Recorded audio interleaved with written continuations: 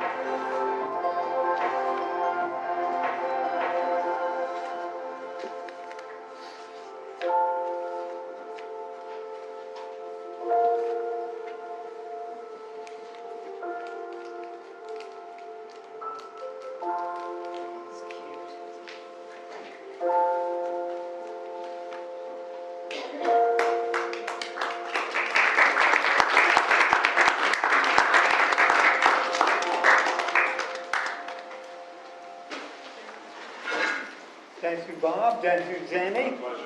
I have one more short film that we wanted to present to you. Before I do that, I need to introduce two important people here. Last month, we suffered the loss of Tom Woodpine. And tonight, his wife, Jill, one of his daughters, Nicole, is here to join us and to sit in his spirit. So welcome and thank you.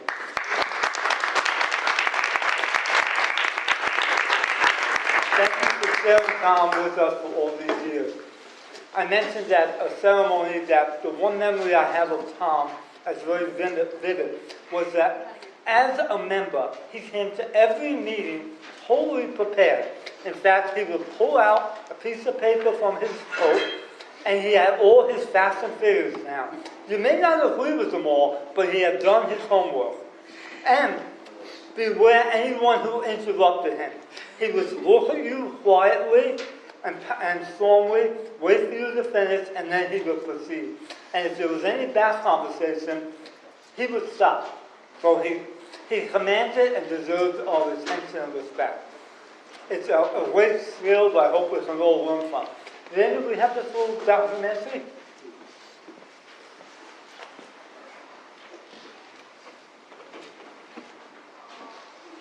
In the aftermath of 2001 in my neighborhood, Battery Park City, people reacted in a variety of ways.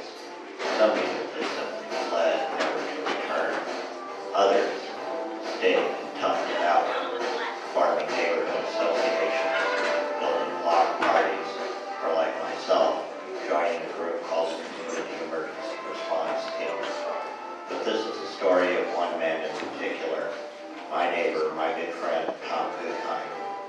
In the face of disaster and grief, he decided to do something totally different.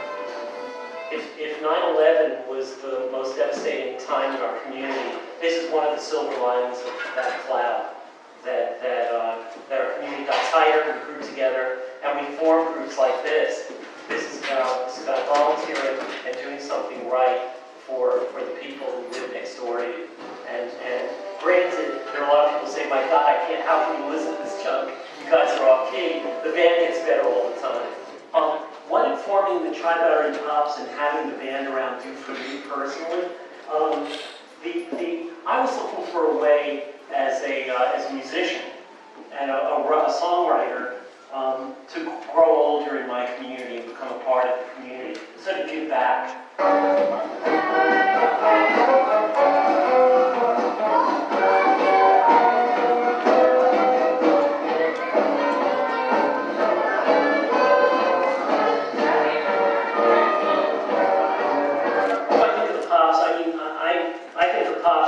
Tremendous commercial success nationally. I think that if you're listening to Eddie Goldberg or any of my little pals in the music business, I think you should pick up a song and make it a hit. Because the money would go to Church Street School for Music and Art and give scholarships to the kids. It would be a great thing.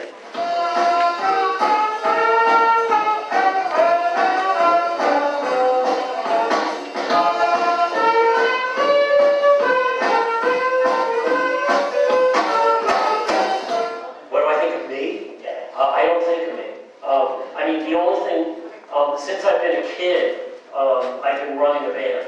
I've been doing it since I was about 8 years old. I had a little brother who played drums, still does. And so I became the leader of the rock band. We pretty much played R&B covers when we started. But I've always done this. And so I always ran a band. So it's just something I do, no matter where I was in life. I've got to play music and I've got to run the band.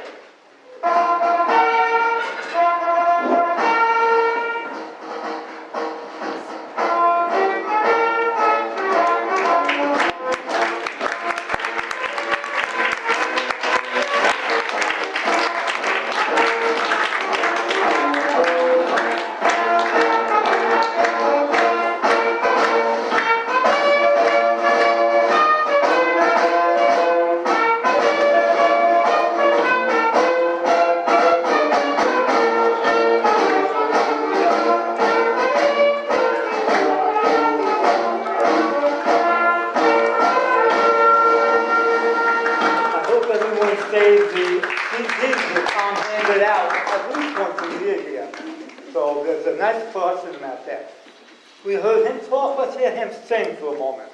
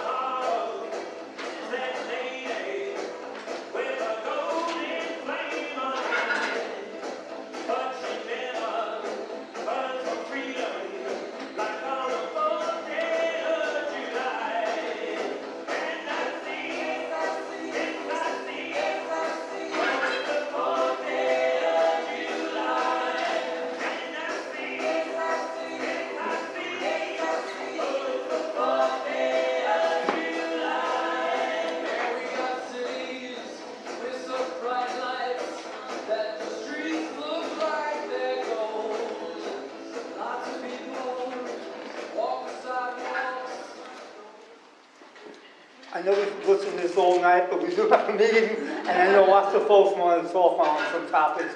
We'll let that play. By the way, the woman in this video sang at Tom's service, right? She sang "If I Had a Hammer." How appropriate would that be? So we'll miss him, but we have his music and his family to live on with us. Thank you. So, I want to try and move things along because we normally allow 1 hour for our public session, and I know we have lots of people here to talk on 250. We'll try and get everyone to talk, but maybe not as much time since we'll be here till next week. But let me start off with Hannah Weinman from Congressman Nadler's office, and then Lindsay Jim, I'll have you right after that. Oh, so we use these, Can you hear me? Yes. Okay, hi folks. I'm Hannah from Congressman Nadler's office. If you've seen the news, it's been busy. So the congressman is working very hard to make sure that the Mueller report is released to the public. We are actively working on this. You can add, if you have any questions about it, feel free to talk to me after. Taxes are coming up, so if you have any questions about filling out your taxes, you can feel free to call our office. We actually created a one-pager with some information about the changes to the tax law and resources that you can connect with to ask all of your tax questions. So those are in the back. Again, feel free to ask me any questions. Sorry. Just turn it on. Hi. Okay. Beautiful. So, the two other quick things. Congressman Nadler is holding the first ever hearing on the Equality Act.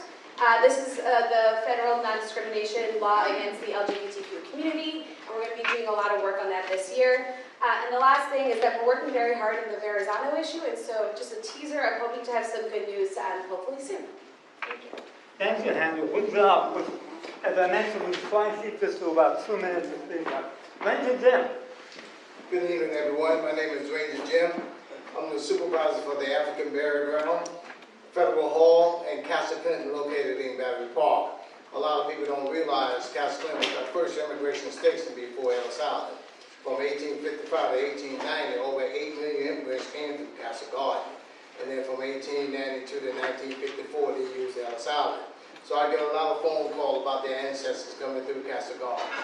And also, we're doing a lot of women program this month for the month of March. And also, we're working on next month, Junior Ranger Day in the National Park Service, and all the activity, Junior Ranger programs. Please come out and visit all the national parks downtown. And hopefully, we're going to be getting May 1st around that time. We'll be opening up Governor's Island. Thank you so much. Thank you, Ranger Jim. And I'm doing a lot of grace tonight, but we're very happy to have our new public advocate here. And I may be rushing things, but Public Advocate Williams, if you're ready, why don't you come on up?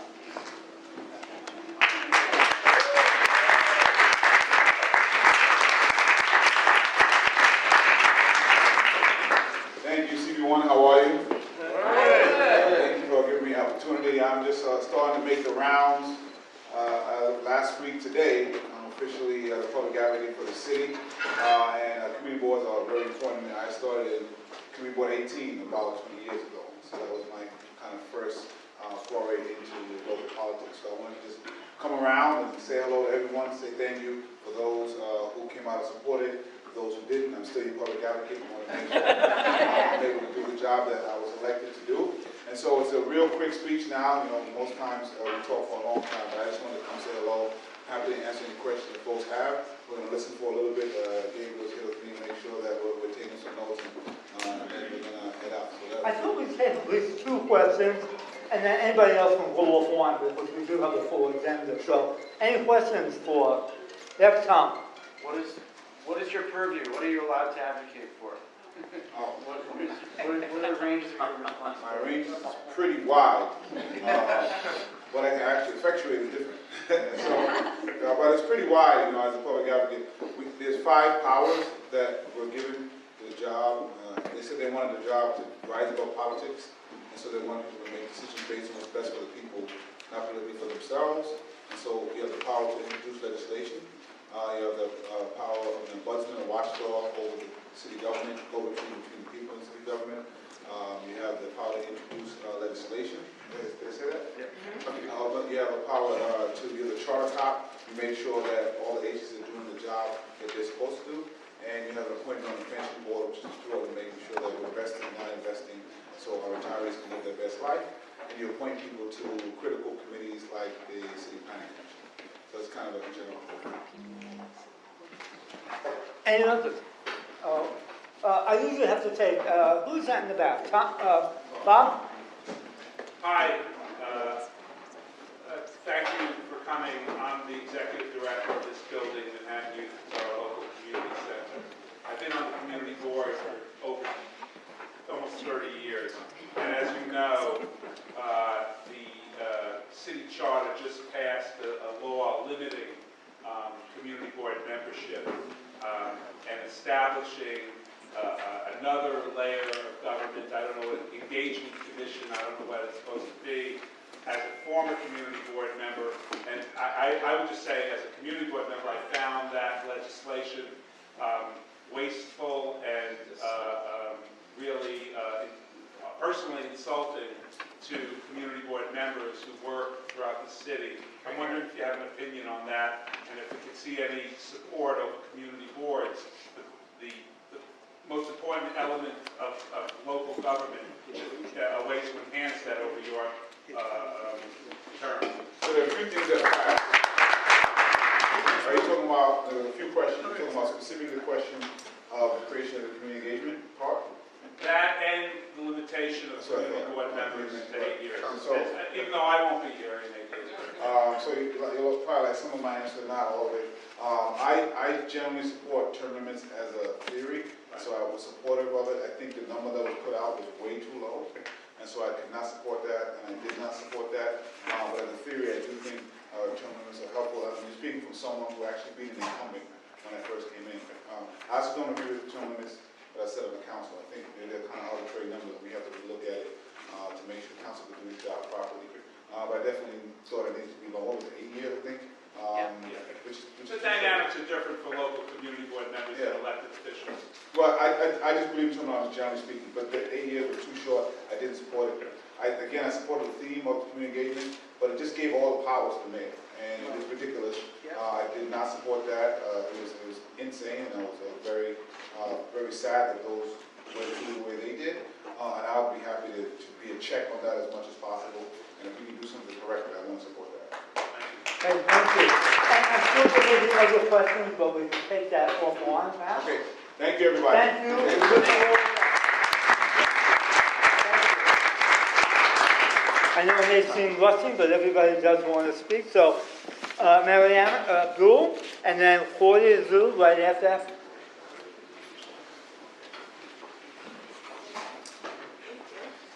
Hello everyone, I hope all is well. I feel like it's been a while since I've been up here, but I'm still the Congestion Services Manager and scheduler for A little louder. Can you hear me better now? Yes. Thank you. I'm holding really close. I said I'm Marion with Assembly Member Deborah Glick's office, and I'm the Constituent Services Manager and Scheduler. And as you all know, or maybe you know, that the Assembly member is currently in Albany working on the budget. She's working on the people's business, if you will. And so tonight, I just want to tell you a few things that she's been working on. We're really excited that speed camera, that's really good. We're really excited that the speed camera legislation was passed in Albany. As some of you know, she fought really hard to get it done. We were really excited.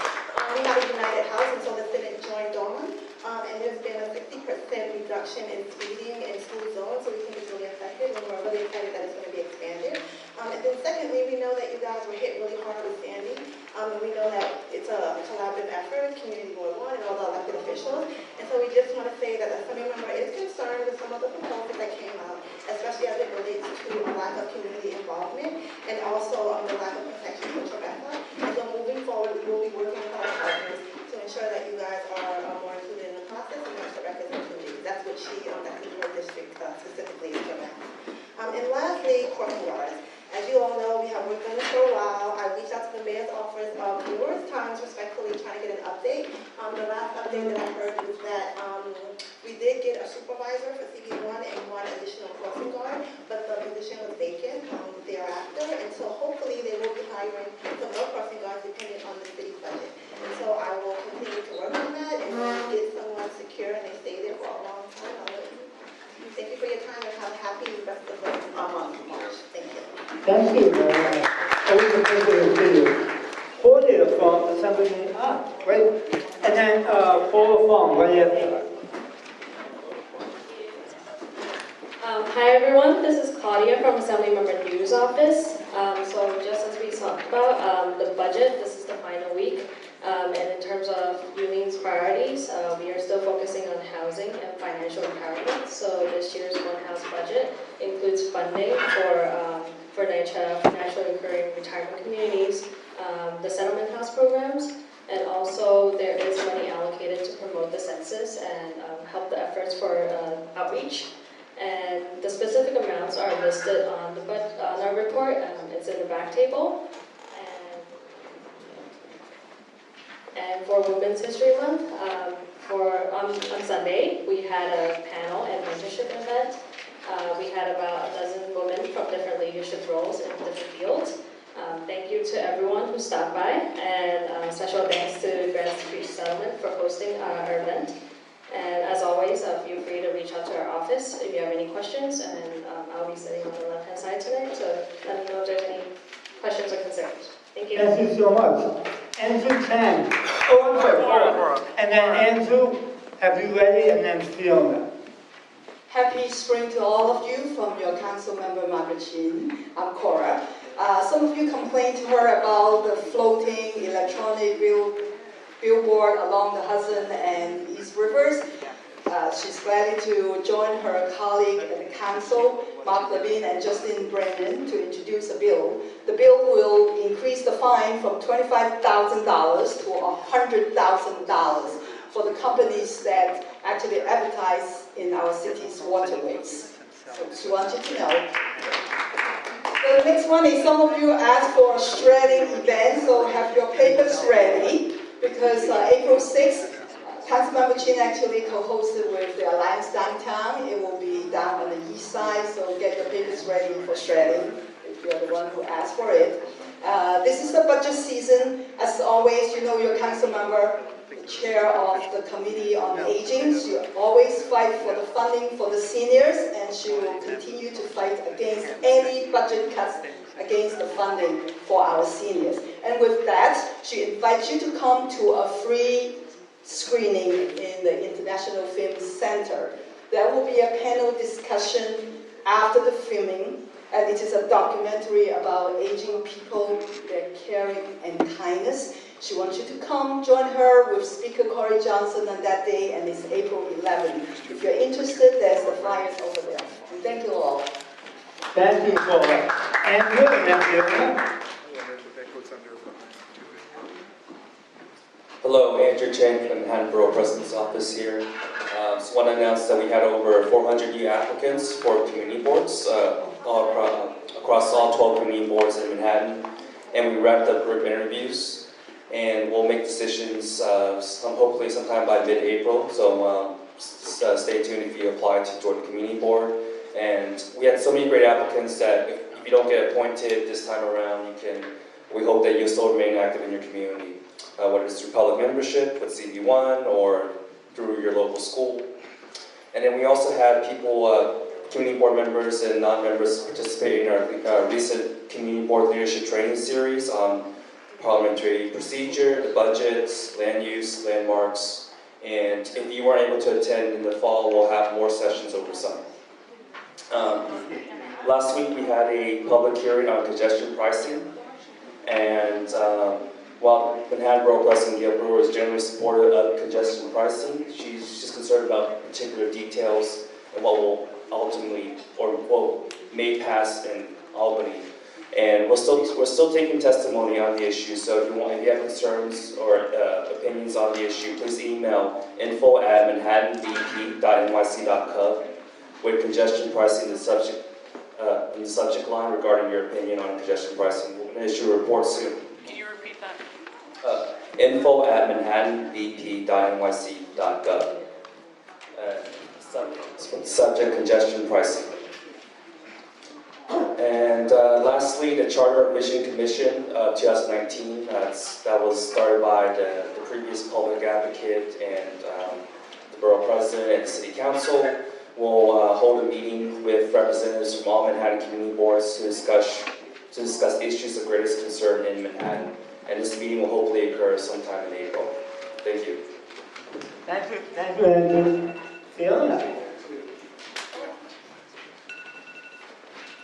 Hi, I'm Fiona from Senator Kavanaugh's office. The Senator is working hard in Albany this week to get the budget passed and to make sure the community concerns are properly funded.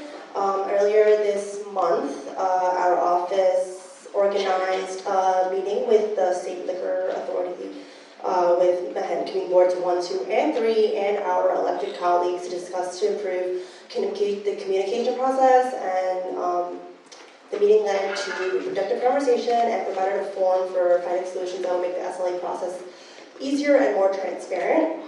We are looking for interns, so if anybody knows, please contact our office. We have our board reports in the back, and that's it for today. Wow, perfect, thank you. No, we have so many speakers. Why don't you take it offline? Take it offline, we have so many speakers. With Wilson or Wilson? West, you want to speak? 2 minutes, West. I'm not going to eat that much. Good. I actually have a question. The advertising that's on the 110 was the first time call. The advertising that's on the east, on the rivers, that's been deemed illegal and is being fined. I'm just curious as to why.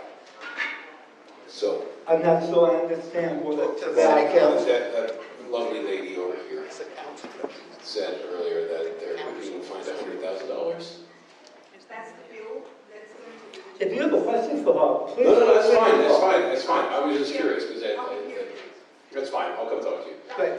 No, my larger concern was with the meeting I had last night. I think there's some Howard Hughes guys back there.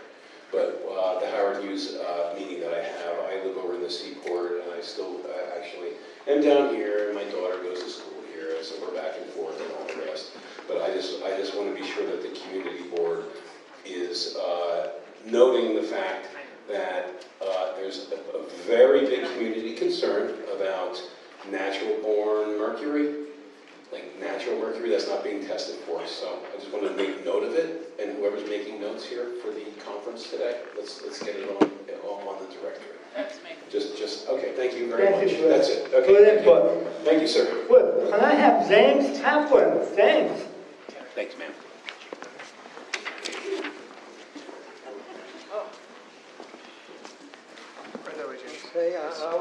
Into the microphone, please, James.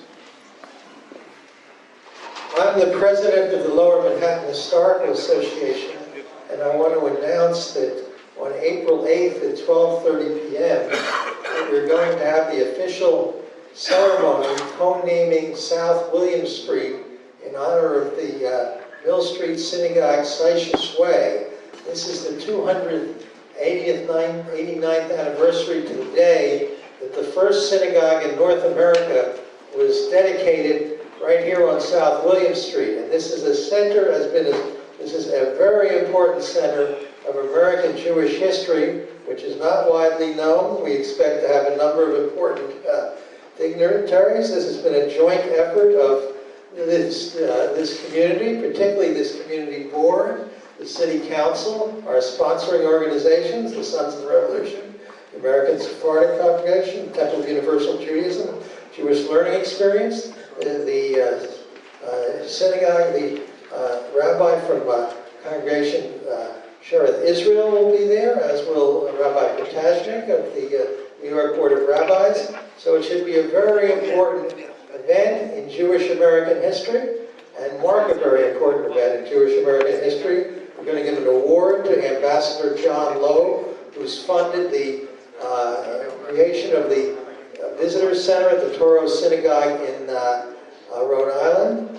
And we'll be having a reception afterwards at the Kiwanis Tavern Museum in the Flag Room, which anybody who signs up is welcome to attend. So I urge you all to attend on at 12:30, that's lunchtime, Monday, April 8th, which should be a very important ceremony in the history of Lower Manhattan and marking a very important event in the early history of Lower Manhattan. Thank you. Perfect timing. Thank you, James. All the best with the ceremony. Wendy, can I have you come up? Hi everyone. In addition to being a Community Board 1 member, I am also on the board of Manhattan Youth. And on April 11th, we are going to be having the Downtown Community Awards, where we are honoring one of our own, Trisha Joyce. I don't know if Trisha's here, so she's not here quite yet. And then we're also going to be honoring the Save PS 150 parents that saved the school for the second time. Mona, who many of you know at Manhattan Youth, is retiring this year, so we're going to say a big thank you to her for all her years of service. And then there's 27 Manhattan Youth teens and volunteer service that we're also going to have a chance to say thank you to. So it will be $10 tickets that are available online in advance, $15 at the door, and I hope many of you sign up to be a sponsor for just $100 ticket. So thank you everyone, and we'll see you on April 11th. Perfect, thank you. And next one I have, to give my pronunciation, Zanos Martone. Perfect. And Eric, I have you up right after him, okay? Good evening, everyone. My name is Janos Martin. I'm an attorney at the ACLU, Proud Tenants and Community Board 1. And I'm actually here in my personal capacity. My last job was to manage the Close Rikers campaign. And this is a really important week because the ULURP, as many of you know, has begun to close Rikers and introduce these new proposed facilities. This is a potential moment where there could be tension between two good communities, people who are concerned about the size of these new jail proposed towers and criminal justice advocates who want to close Rikers. And I'm here just very briefly to say that criminal justice advocates also are not in support of 40-story towers.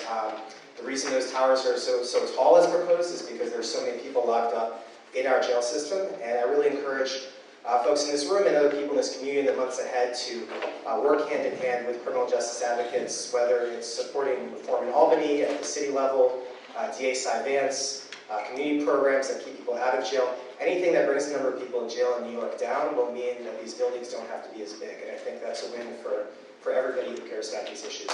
Thank you. And I have an article that sort of lays all this out in great detail that was published in City Limits, and I'll leave that in the back with your folks. Perfect, thank you so much. Eric.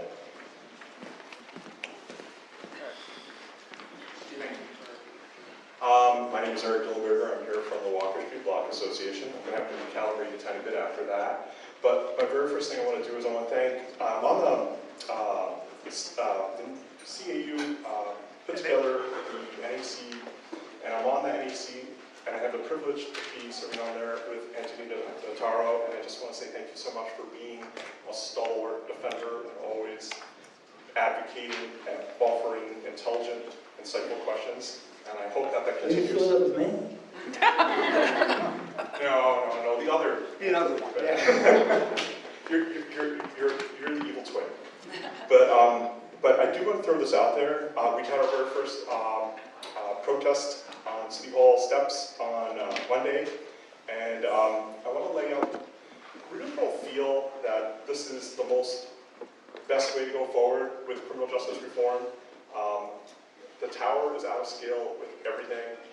I'm a builder professionally, and to be provocative, I'm going to ask you, if I came here and said I want to do a 50-story tower in the middle of Chinatown, and it's not in line with the current zoning, what would happen to me? I would be run out of town. People would say, is this guy crazy? So I'm hoping that we get your support as we go through ULURP, and it's not a CB1 issue, it's not a CB3 issue, it's a CB2 issue, it is a citywide issue. And I'm sure that there's a thoughtful way to accomplish criminal justice reform that does not include an $11 to $30 billion price tag. And I hope that this can get done. Thank you. Thank you. We have 21 speakers on the same topic. How about we have a contest to see if we can guess that topic? No. And we have a resolution which hopefully you've seen tonight, and I'm sure you'll all support what we've done. So we normally allow 2 minutes. I'm going to ask you to try, since I want everyone to come up, I'd like you to put it down to 1 minute. All right? Give or take 10 seconds. This way we have everybody, but we don't go into other sections. So with that, if you're all okay with that, I'm going to have Paul Kiefer start us off. Paul from Southbridge, the head of the association, yeah. All right. So for the record, I'm listing all 20. Good evening, everybody. My name is Paul Kiefer. I'm the president of Southbridge Towers, and I wholly endorse the resolution that's going to be coming up from the Land Use Committee, which says that nothing should be done on 250 Water Street until there's an approved plan and that it should be within the guidelines of the historic district. There's no reason to disturb. We know that there are toxins there, but why disturb them before we have to? The other thing I want to speak about a little bit is the congestion pricing. I think that's an abomination for Lower Manhattan. They're doing the areas south of 60th Street. It should probably end somewhere in Midtown. There really isn't congestion down here. All they're trying to do is raise money. It's going to impact all of us. All prices are going to go up because when the trucks come in, they're going to pass the expenses on to us. The other thing is that if they want to help reduce congestion, why don't they change the direction of the tolls on the Verrazano Bridge? Trucks come in for free, they go through the city to leave for free. If they reverse the tolls on the Verrazano Bridge, everybody will pay coming in. So there's less of a reason for the trucks to come into Manhattan to use the Lincoln tolls. 10 more seconds. Okay, let me just see. Your neighbors will have something to say to you afterwards. Yeah, but he's the whole topic. It sounds like the congestion pricing is a done deal, but there has to be exemptions for people who live in the area. You should not have to pay to come home. Thank you. Good work. All right. To get my pronunciation, Stacy Stubb, and then followed by Warren Green. Stacy here.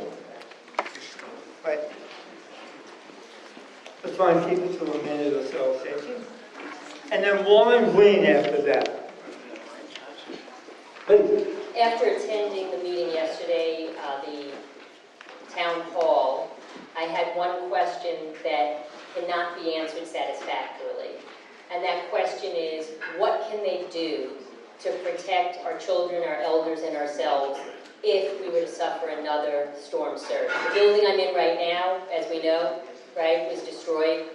My apartment building across the street from the lot was destroyed by salt water, our elevators. So there is nothing that they had in their plans that they can guarantee that toxic water won't leave that site. A large fence, an armed guard, alarms, or a silt fence, or hoping that it doesn't escape if there's a pit there, will protect us. It's a valid question and one that deserves an answer. Yeah. So, yes. So, obviously, leave the lot alone. Thank you, Stacy. Warren? After that, Carolyn Miller. Hi, I am Warren Green. I'm a director of Southbridge Towers, and I wholeheartedly support the 250 Water Street requirement, that there be a requirement of a full approved plan before anything happens. The other comment I have is on a congestion pricing. The devil is in the details. No one has said exactly, it's a great concept, but no one has said exactly how it's going to work. I have a garage on Pearl Street. I drive out. Do I now have to pay congestion pricing? And if I want to come home? No one has answered that to me yet. You own the garage? No, I use the garage. Oh, okay. If you owned it, we charge you triple. Of course, but I don't own it. I have a space in You'll the hear more garage. about that in our report, so Right. thank you, Warren. Karen? After that, Megan Malvern. Hi, Caroline Miller. I live at 275 Water Street, and I'm a member of Save Our Seaport. And I too want to urge the board to pass a resolution from the Land Use Committee to persuade the DEC not to let the 250 Water Street into the brownfield program until there's an approved plan. At a meeting, an earlier meeting, I asked the Langham representative what would happen if the site went through the program and was remediated and there was a delay in the construction. What kind of condition would the site be left in? And she said it could be left a range from recovered by asphalt or left completely open. And to me, that's not acceptable to the neighborhood. It could be for a long time. It could be very damaging. And it also would be very damaging if, an open lot that was a big problem became leverage to persuade the powers that be to exceed the zoning and allow a highway school. Thank you, Karen. Appreciate it. Megan. Right after Megan, I'll have Rebecca Capola. And they will really keep 1 minute. Thank you. Hi everyone, I'm Megan Malvern. I am the parent of 2 small children that go to Exlip, which is right next to the proposed development that Howard Hughes is putting forward at 250 Water Street.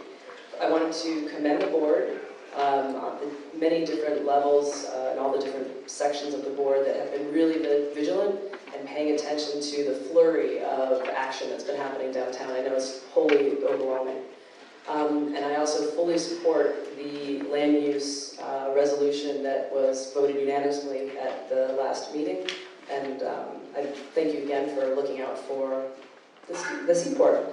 I wanted to just add to that, though, that detail. I hope that you pay attention to the ongoing BCP application and pay attention to the details of how the kids would be impacted by elemental mercury specifically that Howard Hughes and Langham have yet to really say they can do safely.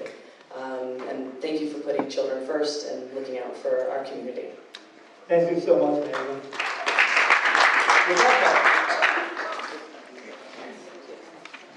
Thank you so much. My name is Rebecca. I'm also a local mom. My daughter is at Blue School and hopefully will be at PEC next year. I wanted to also say thank you to the community board for taking the first step to protect our children. We completely agree with the resolution that is being put forward today to put a hold on the 250 Water Street Brownfield Cleanup Program application until plans are approved for the site.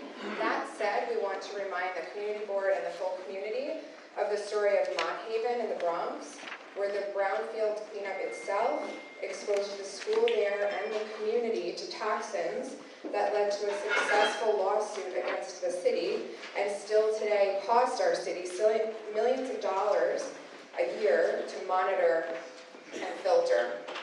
Let's not repeat history. Our children's safety comes first before corporate profit. Thank you so much. And Emily Hellstrom. I have that right? Yeah. Hi, my name is Emily Hellstrom, and I am the co-PTA president of the Pexlip School. I also sit on the Community Education Council for District 2. And first off, I just want to say thank you so much to the community board members. I know very well how much time and effort it takes out of your day, your families, your work. The work that you do is commendable, and it is not to be underestimated. Some of our families are happy to have you. True that. My daughter is sitting right here saying, "When are we going home?" So I will be quick. Yes.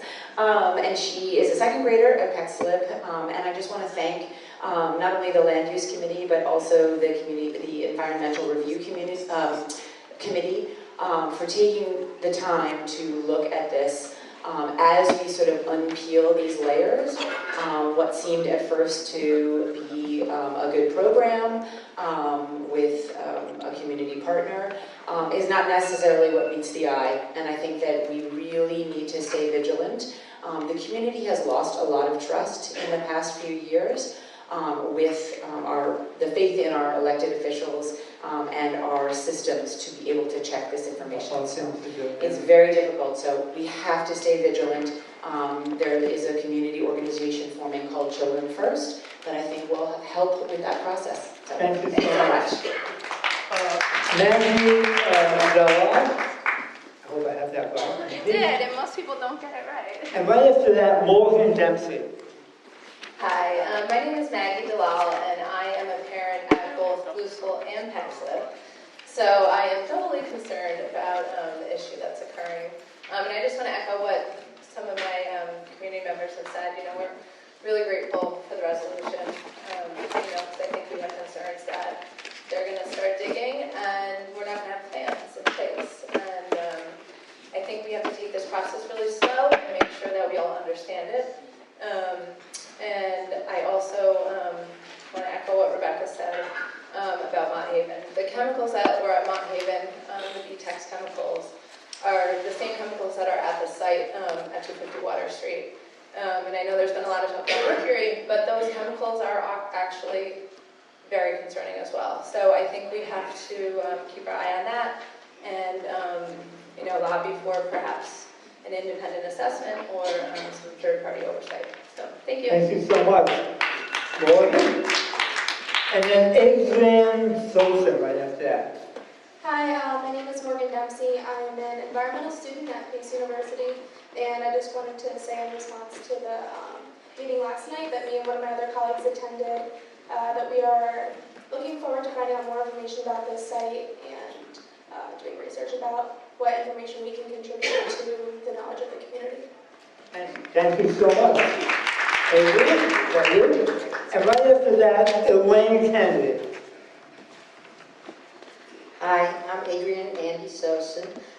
I've been a community member, raised two children in this community who are now grown-ups, and we have grandchildren at Peckslip School.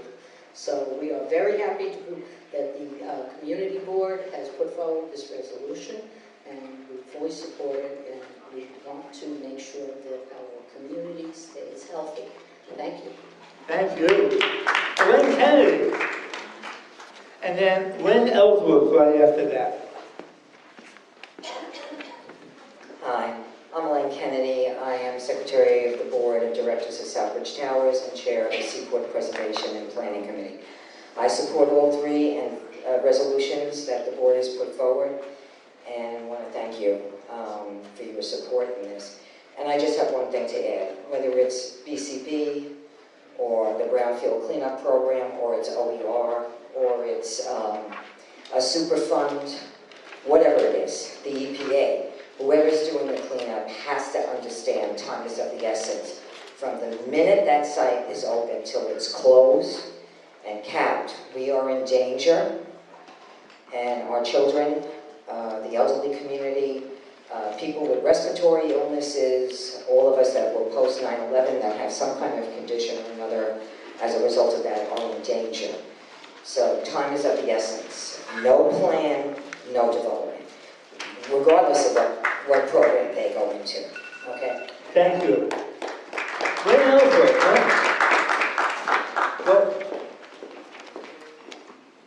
I'm Lynn Ellsworth. I'm chair of the Tribeca Trust, which probably haven't heard about us for a while because we've gotten exhausted from raising so much money after Tribeca.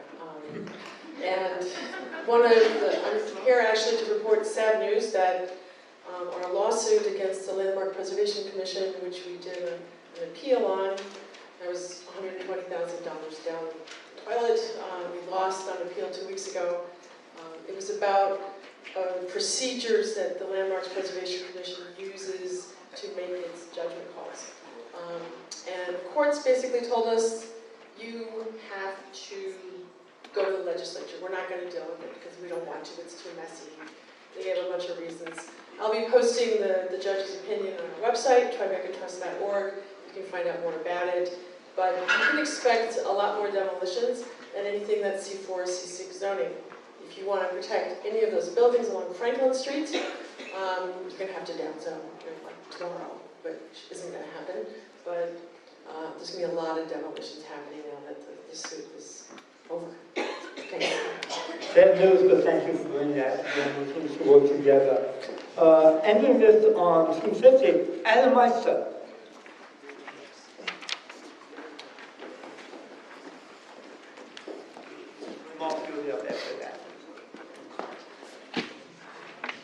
Good evening. Thanks, Anthony, and thank you, committee. My name is Adam Meister from the Howard Hughes Corporation.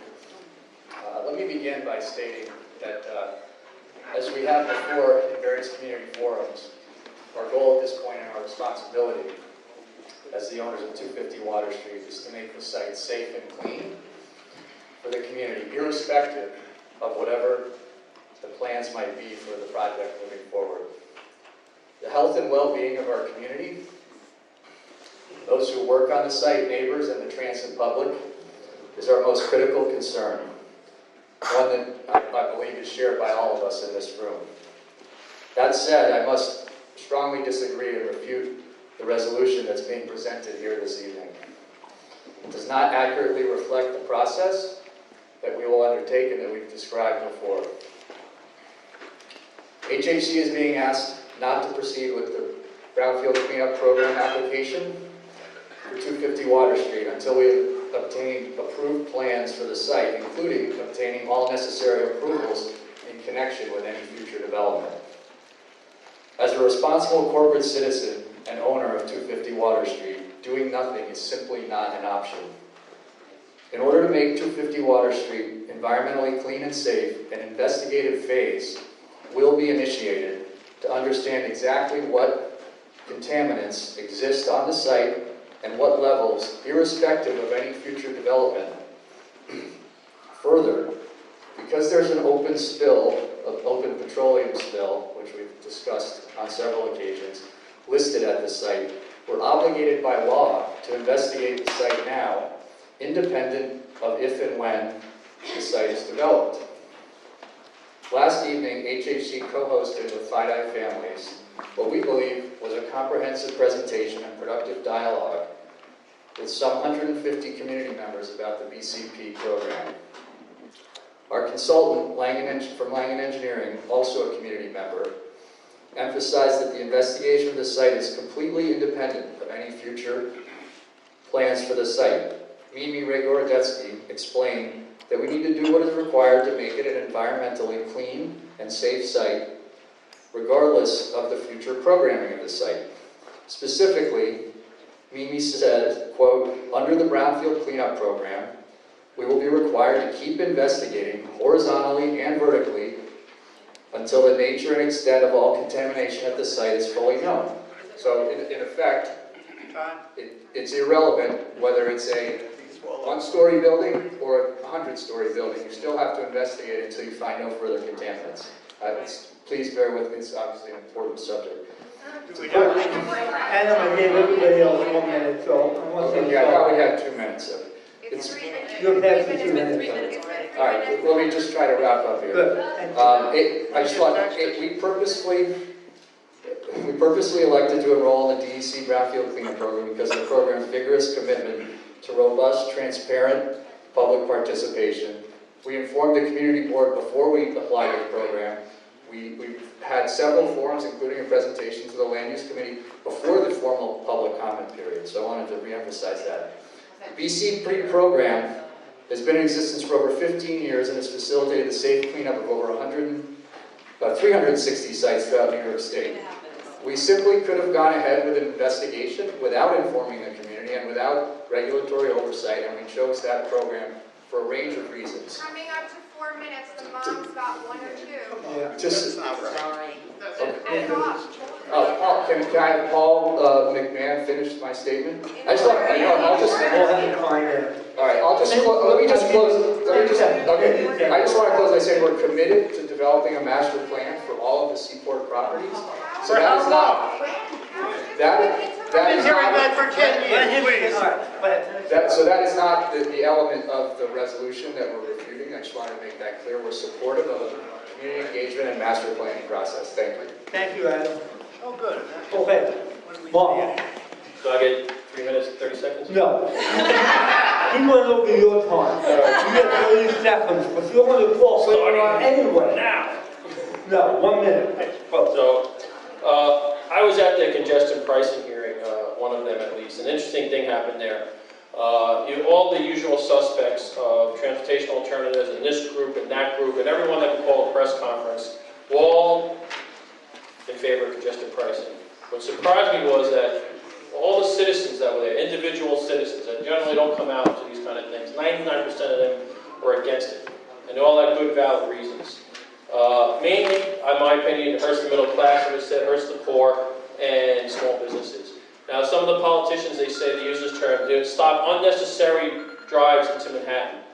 The arrogance of that statement. Who the hell are they to say that mine or anyone else's drive into the city is unnecessary? So that kind of disgusts me. And it's really a vicious cycle of legal graft. The money goes to the MTA, it goes to the transit workers union, who gives money to the politicians, who then get contracts from the real estate industry, and it's a vicious cycle of legal graft. And that's all it is.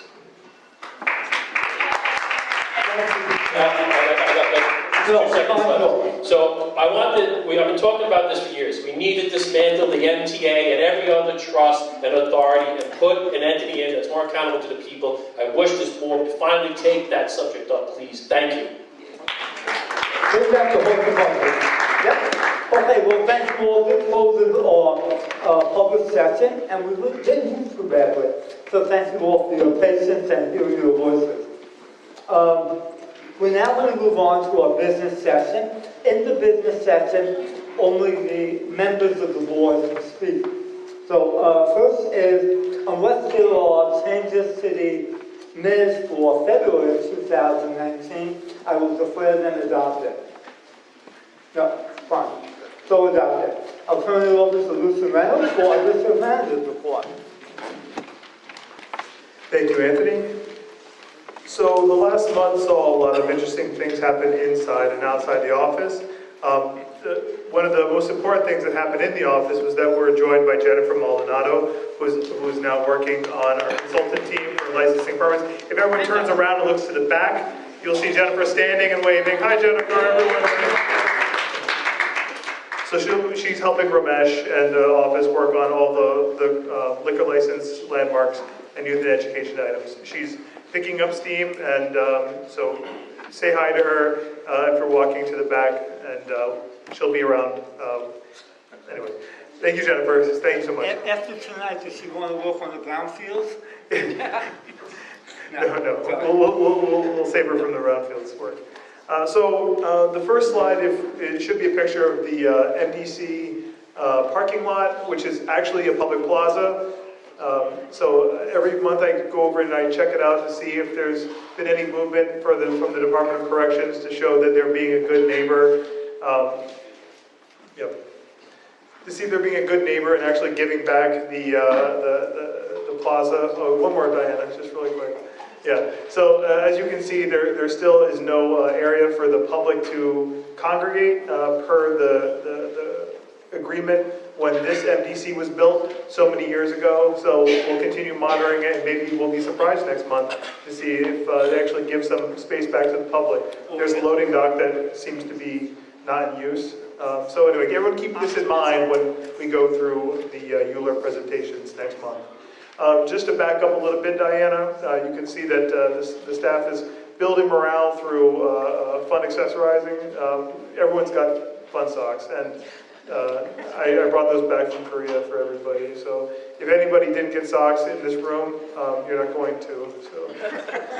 All right. Sorry. So this month I was chosen to be the Borough Budget Coordinator for all the district managers in Manhattan. So this year will be the tip of the spear for our engagement with city agencies. So just be on the lookout for information coming from me or Anthony or any of the other staff. We're really trying to pack in more response and feedback for the budget this year. We all can tell how important budget negotiations are. So much can happen, and we're seeing it on the state level. The same thing can happen here on the municipal level as well. So it's very important that we stay as tuned in as possible. I've been working, especially last month, to build relationships with our large institutional neighbors, mainly the facilities management of the AT&T Tower and also 60 Hudson. For 60 Hudson, I met with Danielle Tapia, who runs the building. 60 Hudson, for those of you who don't know, is a telecom hotel.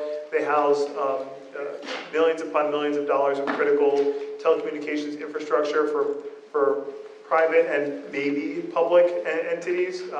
They really don't say, but I was able to go to the building and take a look at some of the space, and there's an enormous amount that goes on there. For those of you who don't live close by the building, you may not know that there's backup generators in the building, and the generators are massive. They handle tons and tons of critical infrastructure, and so they have to be tested.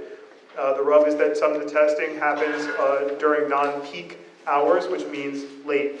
So according to which side of the building the generator is on, they can produce an enormous amount of noise, vibration, and emissions. So we wanted to work with 60 Hudson to make sure that they're running these generators as much as they can during business hours when people aren't sleeping.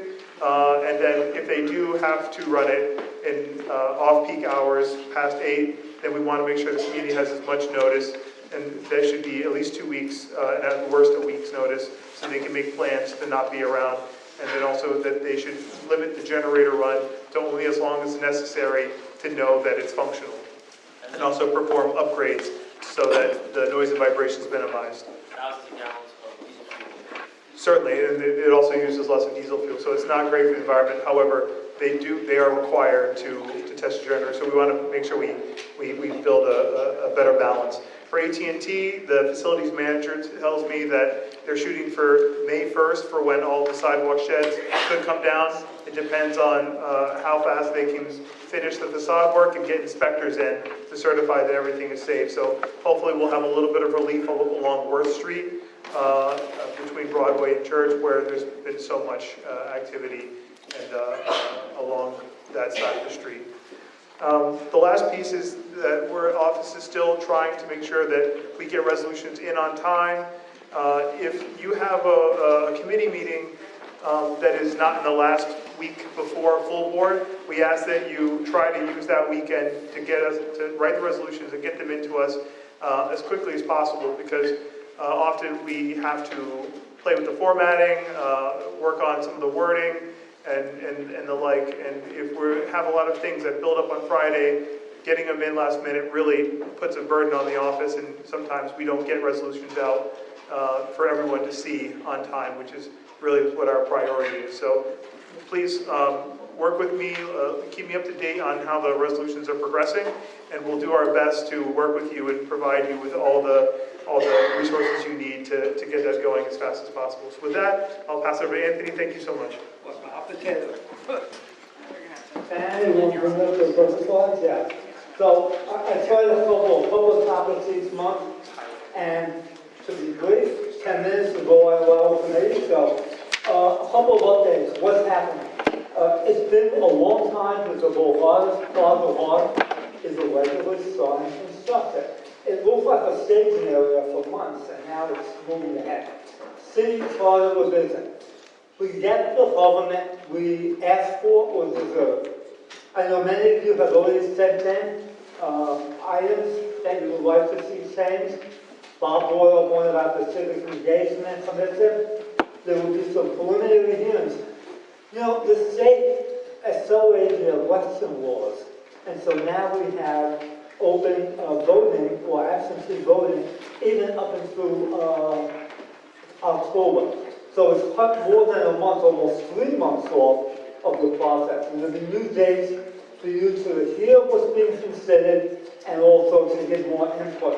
I have a URL up there, which unfortunately I can't see.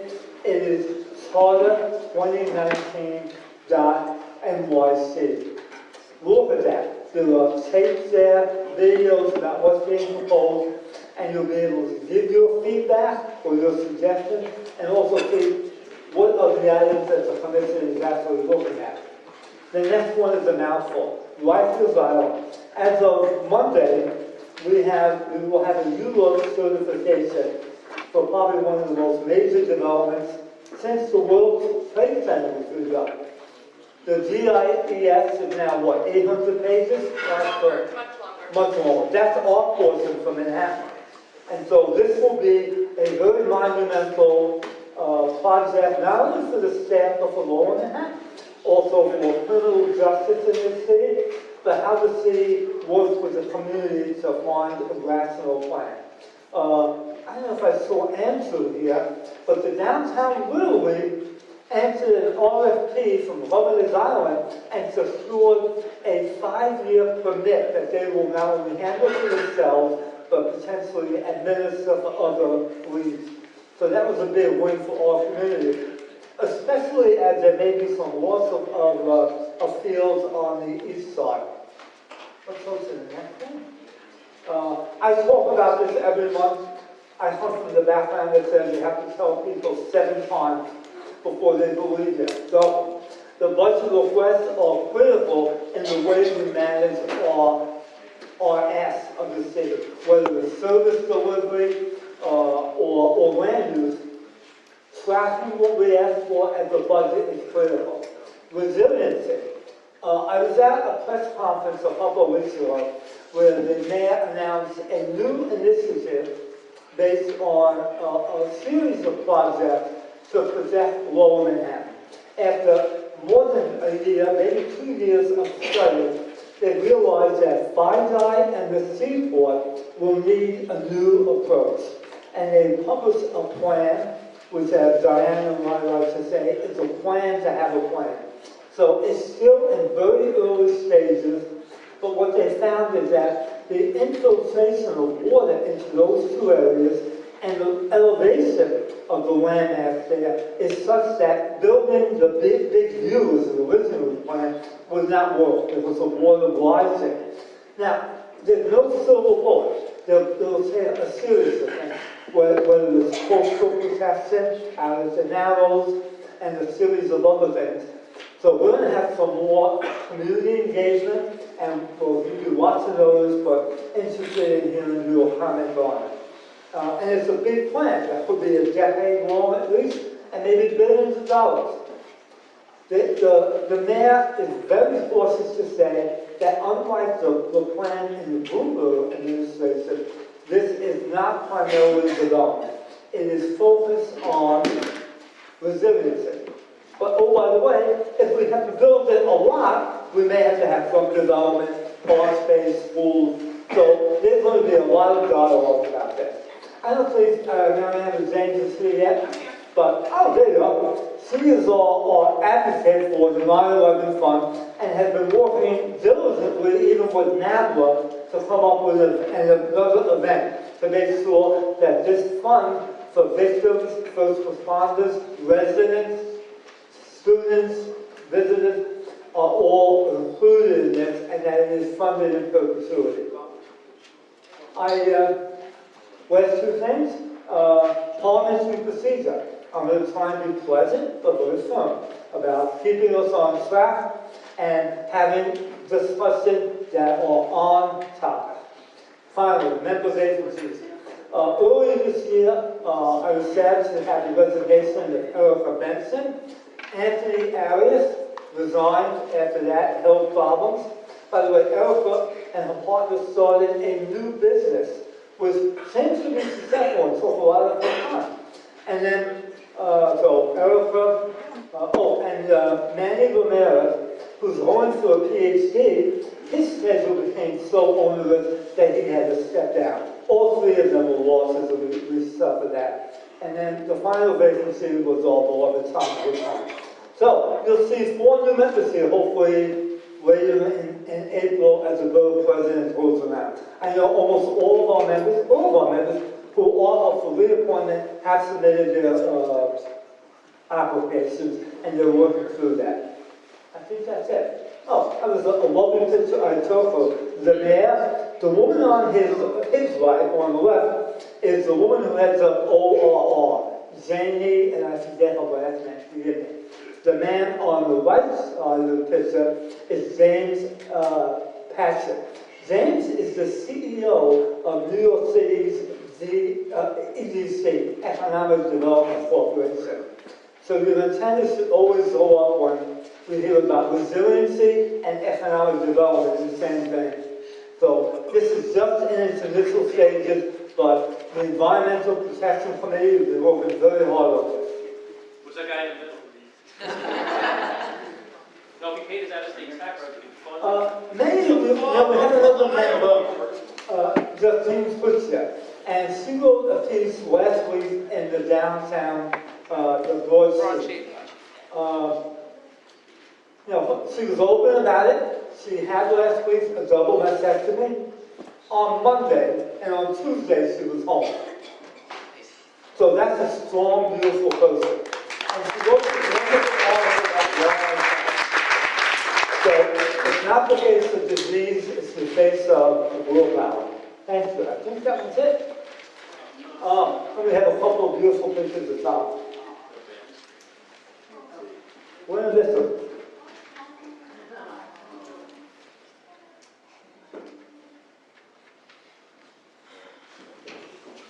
Okay, I'm going to move right by and go into our committee reports, executive committee. We had a brief conversation about environmental actions. And this is a tough one because everyone wants to help and be positive in this. But in the case of 250 Water Street, Patrick Cannell, his committee for land use and zoning are taking the lead. Because this is a land use issue, and we need to be specific about it. Whereas Alice Blank and her Environmental Protection Committee will be learning all the best practices and what comes out of this situation. Because, boy, all of us were surprised about this, and maybe even more surprised about what goes on if we didn't know about it. So it's an important element that both committees are going to have to set it. I mentioned parliamentary procedure. We put the caveat here about member participation. I gently push the staff. Lucy pushes me a little harder, but we try to get to the resolutions out the weekend before this full board meeting. And for the most part, we work. So we give you the opportunity to read through these. But the other point about member participation is, please, all of the hard work of this board takes place, like every other board, at the community level. And so we publish, Lucy every week publishes agendas. If you see an item that's important, flag it. Call us up if you want to be there or if you want to have some input. But I want you all to know about the topics we're wrestling with and that your participation is important. Not just at this board meeting, because we can't debate everything here. We just don't have the time or the interest. So please, look at your agendas, look at the resolutions, and come to the board meetings. Even if you're not a committee member, a board member, but not a member of that committee, you can speak. Your vote is not tallied. Your vote is tallied here, but it's important for your voice to be heard. We're also still working on 2019 goals, and really, I had this other expression, let's not boil the ocean. If every committee should go after 1 or 2 major objectives and commit ourselves to that, this also ties back earlier to my report about focusing on the budget. Because if we need something that we want to have happen, it may require a budget. And those things should be combined and worked at. I'm done. So, I sat in I was asked to sit in. I'm still waiting for my compensation from Richard Thomas. Because he would normally head up the transportation committee, but because of the topic there, I sat in his stead. And I have for you, the first part of that is a congestion pricing resolution. Now, I want to thank Elizabeth Lewinson for great words of advice, and Mark helped wordsmith the congestion pricing thing. We all know that Lower Manhattan, most of Manhattan, has over 1 million cars coming into it. The congestion is hard. The quality of our life, air quality, this is a problem that we haven't addressed. We also haven't addressed, or the subsequent administrations have failed to keep our public transit system in the way it should be. Two very important issues and problems we need to solve. We are not convinced that congestion pricing solves that, nor are we convinced that the money that will be raised, where would that be used? People might remember the old story about the lottery was all going to education. Well, so much for that. So, what Elizabeth advised us was that everyone here is passionate about congestion pricing. What does it mean to me? What does it mean to my family when we have to visit relatives or people who are sick or have a medical procedure, outside of the zone? And so we should debate that for months. We're not going to do that now. The resolution you have before you simply says no. And I'm of the opinion that you don't negotiate with somebody, that's giving them power. The first step is to simply say, this plan has been opaque, there's been no public review. We don't, even now, they're talking about doing it, but there's no details. Where, when, how much, who's exempt. Every other city has figured stuff like this out. We deserve to have a world-class plan. And what's being proposed now is being done by the trick of putting into a state budget with no public review. So I ask you to review this. I'm moving this question forward. I'd like to get debate on this resolution, not on whether or not what exemption should be to congestion pricing. We all feel the same way. But do I have any questions? If not, I will call the question. We're going to have to do this by resolution, by roll call, which is our first resolution of the night. Second. What? Oh, no, new parliamentary procedure. When the chair of this call introduces a question, it doesn't need to be seconded. Wow. You just made it? Yeah. Oh, would you like to see it? No. I actually have the manual here. I'm going to be a pain in the ass, I'm sorry. Well, you know I am. Mark? But I can't be selected. Mark, quiet. Mark, it's your vote. Is second, yes. Okay. Tom Burton? Yes. Alice? Yes. Mason? Yes. Roger? Yes. Wendy? Yes. Daron? Tracoudian? Devin? I thought I saw Devin. Oh, yes? Okay. Susan Cole? Justine? Fern? Yes. Francis? Yes. Jeff? Yes. Bruce? Julie? Jason? Mitch? Paul Goldstein? Yes. Kathleen Gupta? Yes. Eric? Is Eric here? Okay. Paul? Yes. Ovitz? Mariama? Yes. Tricia? Yes. Patrick? Yes. Michael Kettering? Abstain, okay. Joel? Yes. Eric? Liz Lemare? Yes. Joe Lerner? Yes. Elizabeth Lewinson, yes. Colin? Yes. Keith? Megan? Tammy? Yes. Jeff? Pat Moore? Yes. Okay.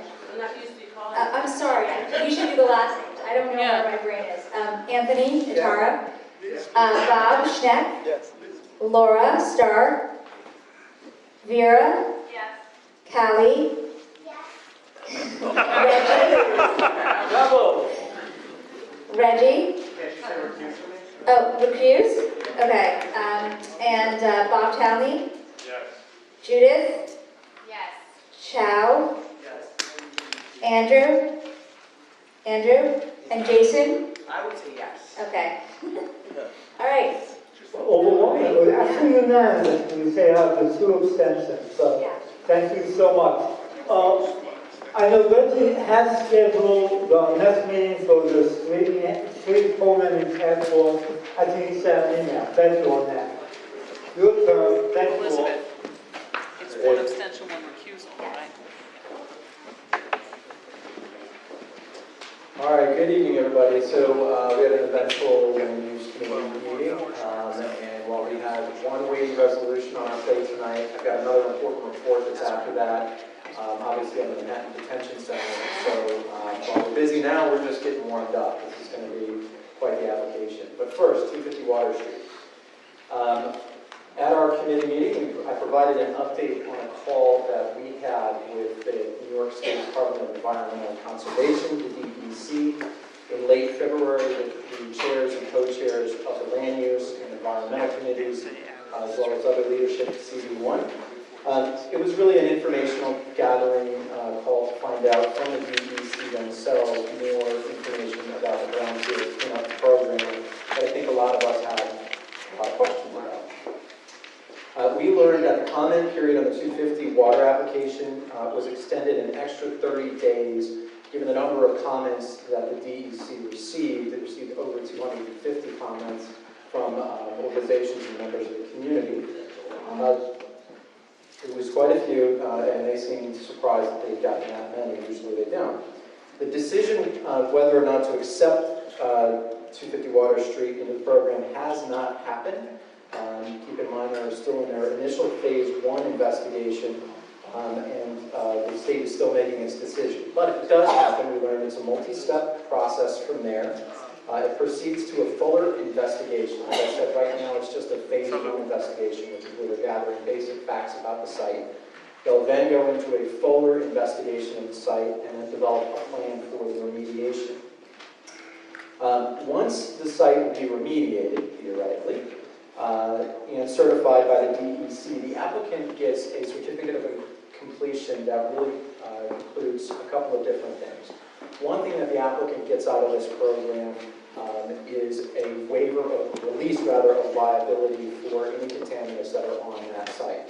We learned that if there are contaminants that are on the site that have trailed off to any of the adjacent sites, any of the neighboring properties, those would be cleaned up by the state. But the applicant and the holder of property right now would still get the release of liability, assuming they successfully completed the brownfields program and were certified by the DEC. The other thing that the applicant gets is a tax credit. There's sort of a formula that goes along with it. The DEC folks were reticent to give us any kind of information on that for fear of looking like they were giving us tax advice. But they said effectively there can be different tax credit structures which could include better tax credits if, for example, affordable housing on the site, that was part of the development plan. And so that's an incentive for the applicant. The Brownfields Cleanup Program is entirely voluntary, and importantly, we learned that it is not eligible for designation in the city's e-designation program because there isn't currently a land use application associated with the property. And that's one of the criteria to be designated in the city program, where it would be overseen, of course, by the city Department of Environmental Protection. So, while this was on the agenda for a report only, one of our committee members made a motion for a resolution, which was seconded. So the committee went into discussion of a resolution. One major concern was that Howard Hughes Corporation 250 Seaport District LLC, which is the holding company for the property itself, has not announced any development plans, but has, according to information that one member said he had heard, been showing plans to elected officials. Another member noted that HHC has not put forward a master plan at all for the Seaport area, the entirety of the Seaport area. And then finally we had discussion, as as Paul walked us through the 2003 zoning amendment, the history that was behind that, which was a zoning application that was applied for by CB1, supported by the DCP, to cap all heights within the approximately 10 block or so South Street Seaport Historic District at 120 feet. So this was not spot zoning, it was zoning for the entirety of that historic district. We also talked about prior CB1 resolutions confirming CB1's desire to maintain that 120-foot limit throughout the historic South Street Seaport District, including an application that I'll talk about in a moment that came up, and it's mentioned in our resolution specifically for the 250 Water Street site. So one suggestion for our resolution was to just come out and say that CB1 would not support consideration of any plan that would build over the 120-foot limit. My concern that I expressed as chair was that we should not be prejudging any applications necessarily before they come in. That's not part of our function. We should make sure that we're looking out for the process. So the compromise that our committee discussed and that we reached is that we would put into the resolution that CB1 is on record strongly supporting the 120-foot limit throughout the entirety of the South Street Seaport Historic District. So that's the language that you see in the resolution. So with that, we took a vote. The resolution was unanimously approved. And what you see in your packet discusses the history of the South Street Seaport Historic District from its designation in 1977 to some plans to build on the 250 Water Street site, including two 30-story towers in the 1990s. And in 2004, as I mentioned, after the down zoning in 2003, there was discussion and consideration of putting the promised pre-K through 8 school on that site and abandoning the 120-foot limit. CB1 issued a resolution and is on record supporting the 120-foot height limit. So that's what the resolution does. It calls for neither DEC nor HHC to proceed with its BCP application until it can present approved plans for the site's development. And it states that CB1 is on record that the site should be developed only in compliance with the current zoning. And it reiterates a prior requests that Howard Hughes present a master plan for all of the Seaport District, which I think you've heard tonight they were willing to do. With that question, Roger, and I see Joe now. Yeah, I'd like to suggest a friendly amendment, Patrick, because it wasn't just in 2003 and 2004 the 120-foot limit was discussed. The Seaport Working Party Advisory Group also adopted a 120-foot height limit as part of its guidelines in, I think that was 2017. So I think it would be helpful just to remind us that it's still, something that we've discussed as a height limit issue recently as 2017. So we're talking about the Seaport Advisory Group. Is there a resolution? Adopted the 120-foot height limit. Seaport Working. Seaport Working Group adopted a 120-foot height limit as part of the Seaport as part of the Seaport Historic District redevelopment guidelines in 2017. And I'm presuming CB1 would have had a resolution. Yeah. Yes. For that. So yeah, that'd be There was a 9 principles out of the Seaport Working Group, which we started on to and sent out. Yeah, and then as a last whereas, I was at a meeting with Anthony and other members of the community board where, in fact, two weeks ago, HHC commented that it was their intention not to start remediation until they had construction plans for a development, and that they intended to start they'd like to do remediation in 2020. So here we are faced again with no master plan, no development plans, but when forced at a meeting 2 weeks ago, the head of the HHC admitted that they would not start remediation until they had construction plans, and you can't start construction plans until you have a development plan, and all of that's going to happen in the next 15 months. So I think we need to be a little bit stronger on this, because we've had a lot of experience with GGP, with HHC, over, we don't have any plans, don't worry, to look what we face. So I appreciate the comment. I will say that we worked very hard on getting this language exactly where the committee wanted it to be, so I want to make sure that it reflects the sense of the committee. I'm not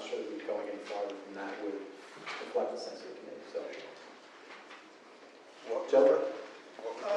Two comments. One, to correct the representative from HC, it's a corporation, and they don't care anything except to maximize Joe, I can, profit. rare moment, I can barely hear you. You really can't hear what your suggestion is. I made a comment, not a suggestion. I was correcting HHC. They're coming off like goodwill people, town hall meetings. Their business is profitability and nothing else. Now, my second thing is, for many years, we've always reiterated a request for HHC to do. I think it's a weak resolution. I think we should demand.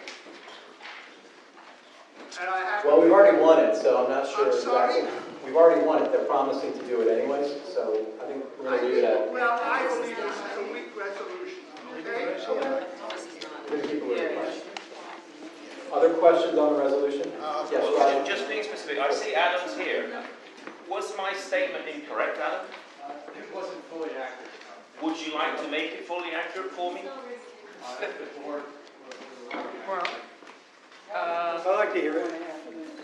it's up to the chair. The chair has to. Chair. Paul, I'm going to have the member first. Paul, you got your hand up?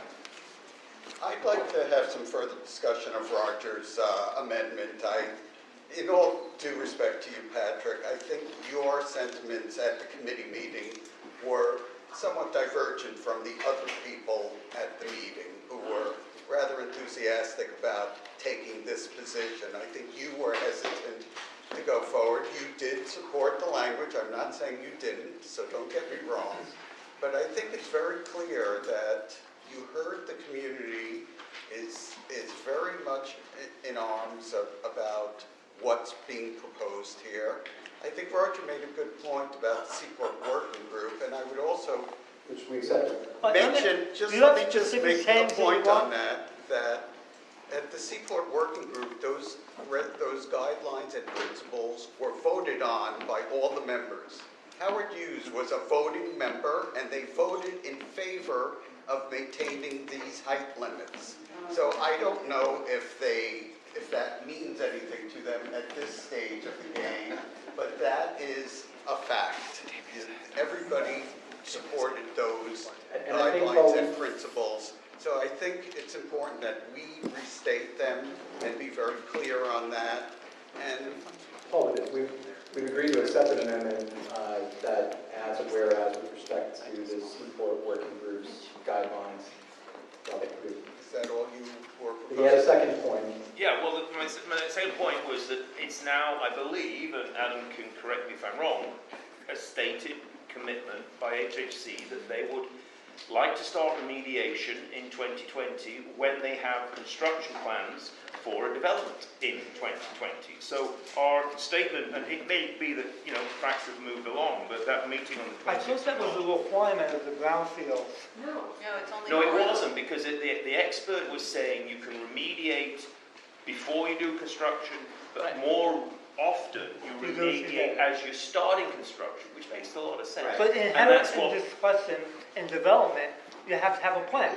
So the brownfield, on the call that we had, the brownfield development, the folks from the state said that they need to have the piling plan, how deep the piling goes, but they don't have to give the plans above, the building above is not outlined, but the piling requirements would be outlined. Okay. Can I just make one other statement on this general statement? Well, if there's other people... people... I just wanted to finish this point with a bow on. Are you proposing some additional language with respect to that? I didn't really catch that. Yeah. So what I was trying to say, Patrick, was when it says CV1 has made repeated requests, there are looming serious questions as to how HHC can plan and conduct the BBC remediation. In fact, it currently has no development plan for the future use of the site. I think you could qualify that, the next to last whereas.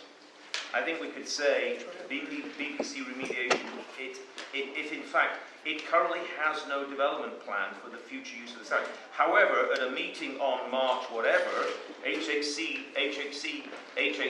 confirmed that it was their intention to have construction plans submitted by 2020. Not to begin remediation before they Hang on, begin. hang on.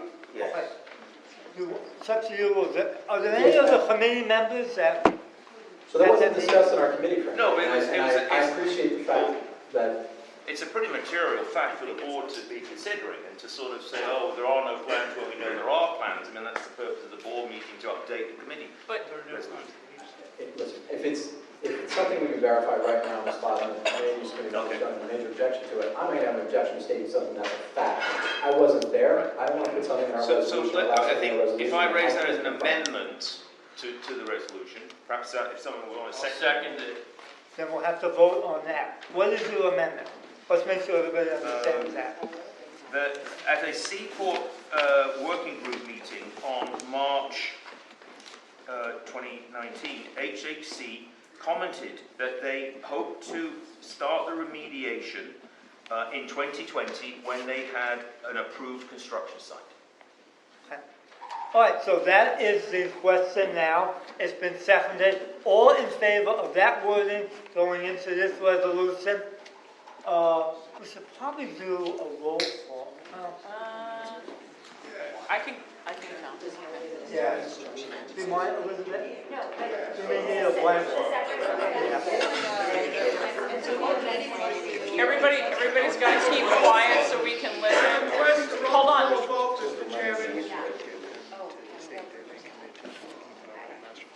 So is this a roll call?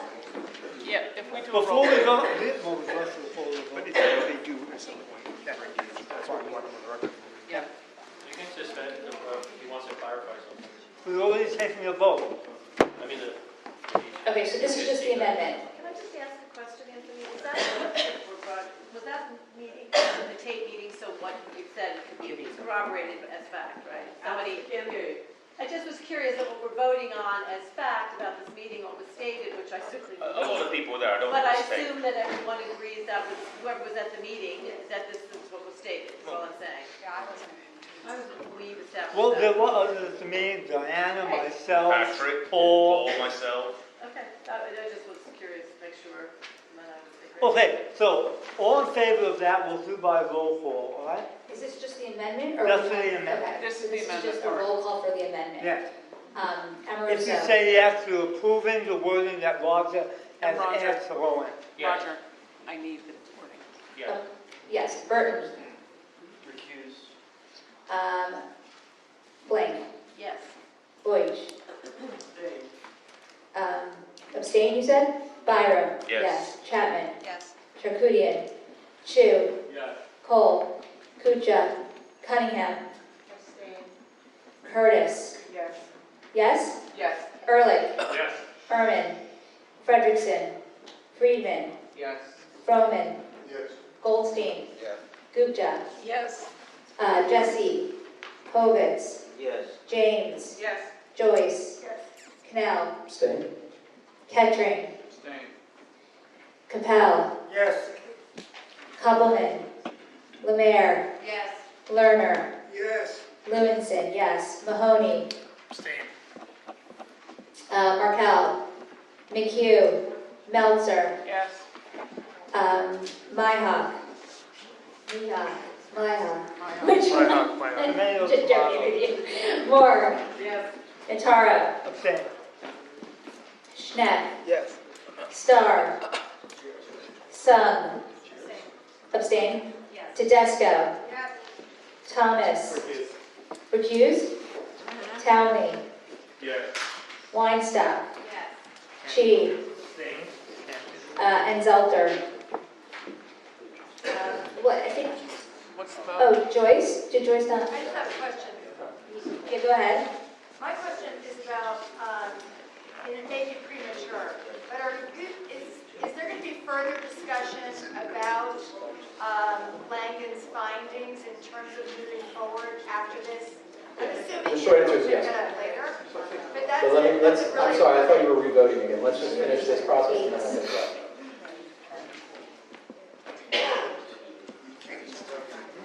Well, it is an argument, it's not just. Who's the, Mr. Chairman, Who's responsible for Robert's Rule of Order here? I am. Can you stop a vote for a comment? No. So you just did. No, wait a minute, hold on. We have a vote, and the vote's done, and the amendment passes. So that amendment's going in. If you have a question, we'll handle that offline, but we're in the middle of voting. Roger. Thank you. So now, All right, other questions? Sorry, Mr. Chair. you have to hold on to your vote for the amendment. So, other questions on the resolution? I just want to make one more point. Yeah, sorry, I just want to make one more point that I think people should be aware of. Obviously, you heard from a number of parents who are very concerned about the potential impact of the toxins, which will come about as a result of breaking open this sealed site. Now, this site, again, I'm not going to get into a long history.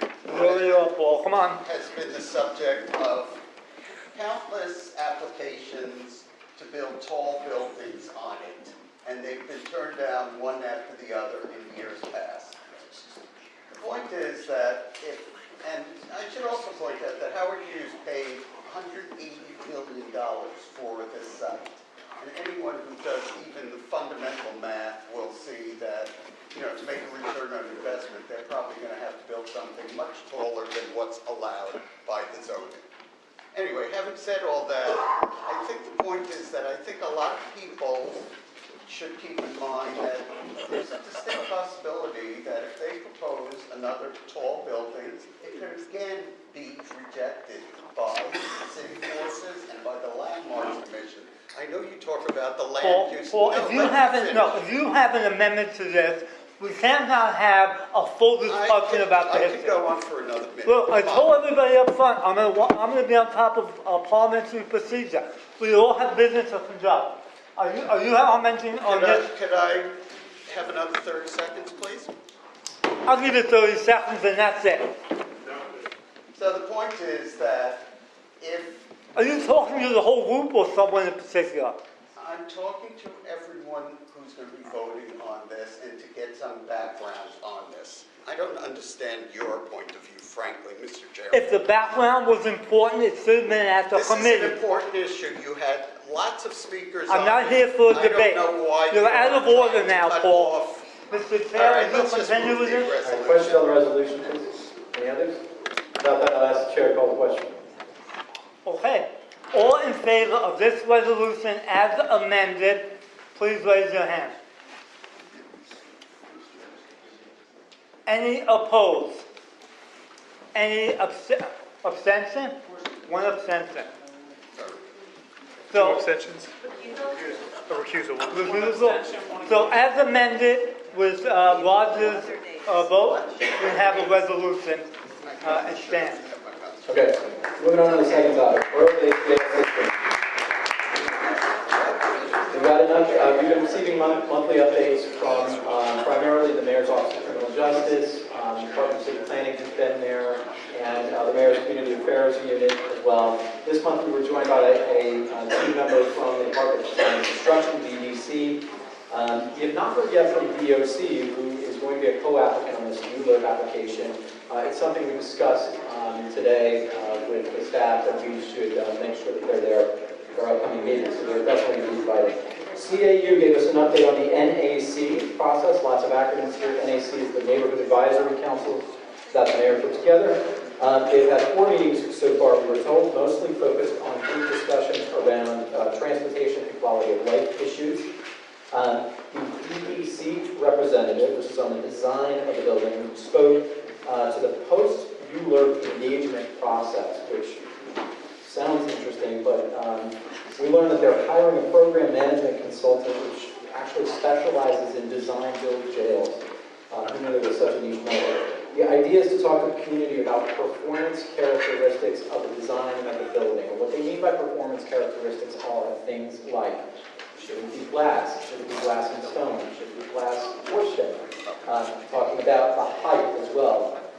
The rep noted that there are, and this is a quote, there are a lot of inefficiencies in the current design, and I think most of our members should have picked up on that comment, which can be made better through consultations about these performance characteristics. So that's going to be an ongoing discussion from here.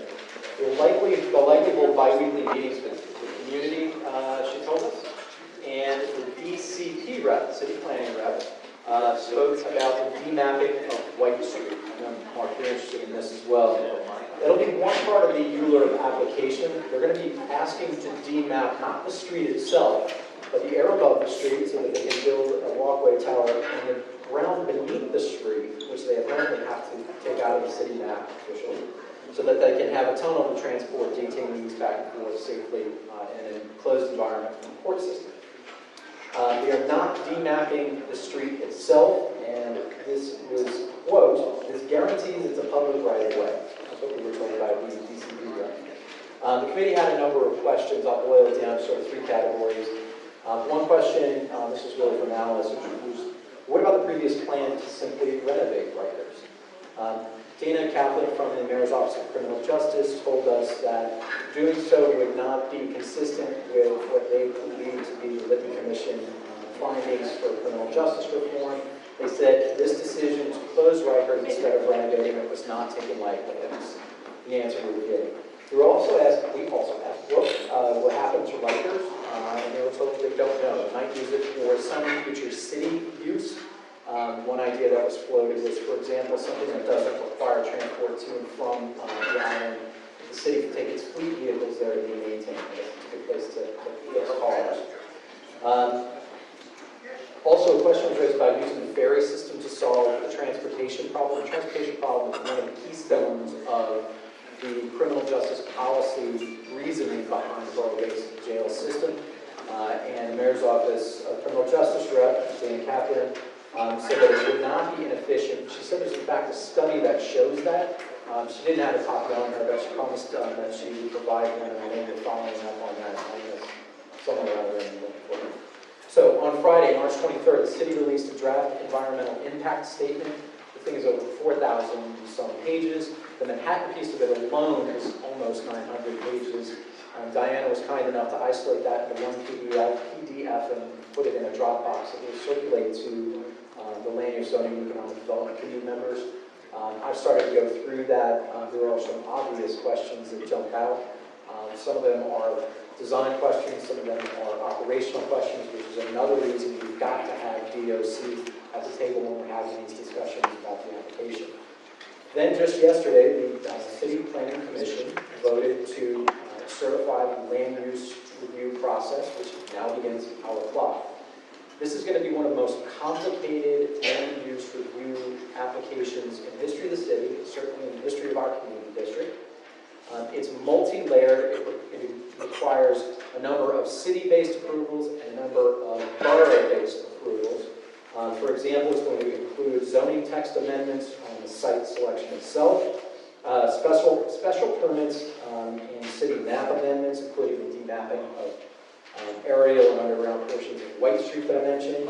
And this is the first time the city has ever done a ULURP on a design-build project. And that's important because normally when we get a ULURP application, we know what the thing is going to look like. But just to remind folks, the design-build process, as is common in many large public works initiatives, the design is sort of formulated as it goes along. The general concept, but the actual construction plans are formulated as the project goes along. So things like the size of the community center that's being floated in finals is in flux.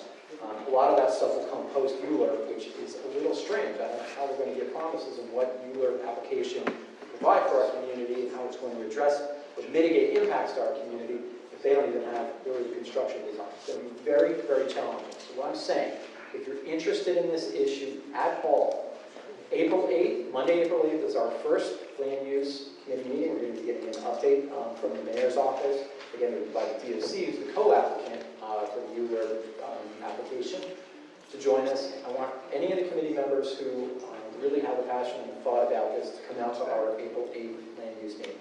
We're also going to do this again on May 13th to hopefully narrow down and clarify our issues, and it's my expectation that we'll vote on a resolution on May 13th that will bring back to the full board in May. Can you just remind folks, if you don't make those and have land use or zoning questions, pull up loose end or Diana. They're expert at this and they can talk you through it. And before we take questions, I just want to orient folks with this slide. This is, so the maximum current zoning height that the building would provide at this point is 450 feet, roughly 45 stories.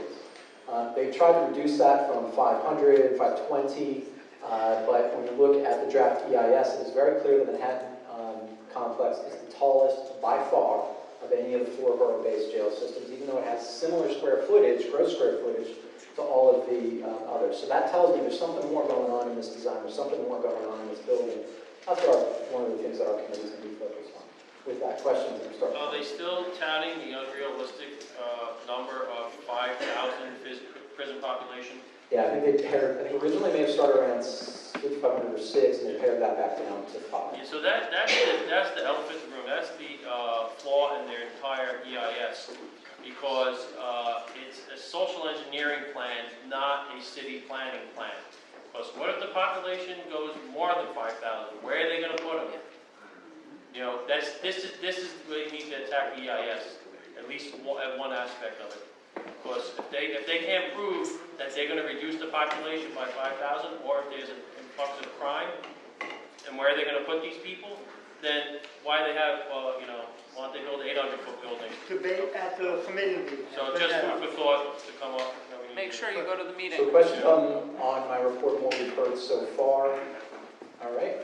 Thank you so much, Pat. Thanks. Just a last quick item that we had on our agenda was on super talls. We really didn't get to do much, but just remind folks if super talls or mechanical void or something that I'm really interested in, the Department of City Planning is going to be coming back to us this summer, as they promised in the tax amendment a few months ago, with their proposals to deal with commercial, with other districts like Lower Manhattan and parts of Mason. So we're going to be having a lot of passes for that. With that, thanks. Thank you, Pastor. Good job. Paul. Thank you.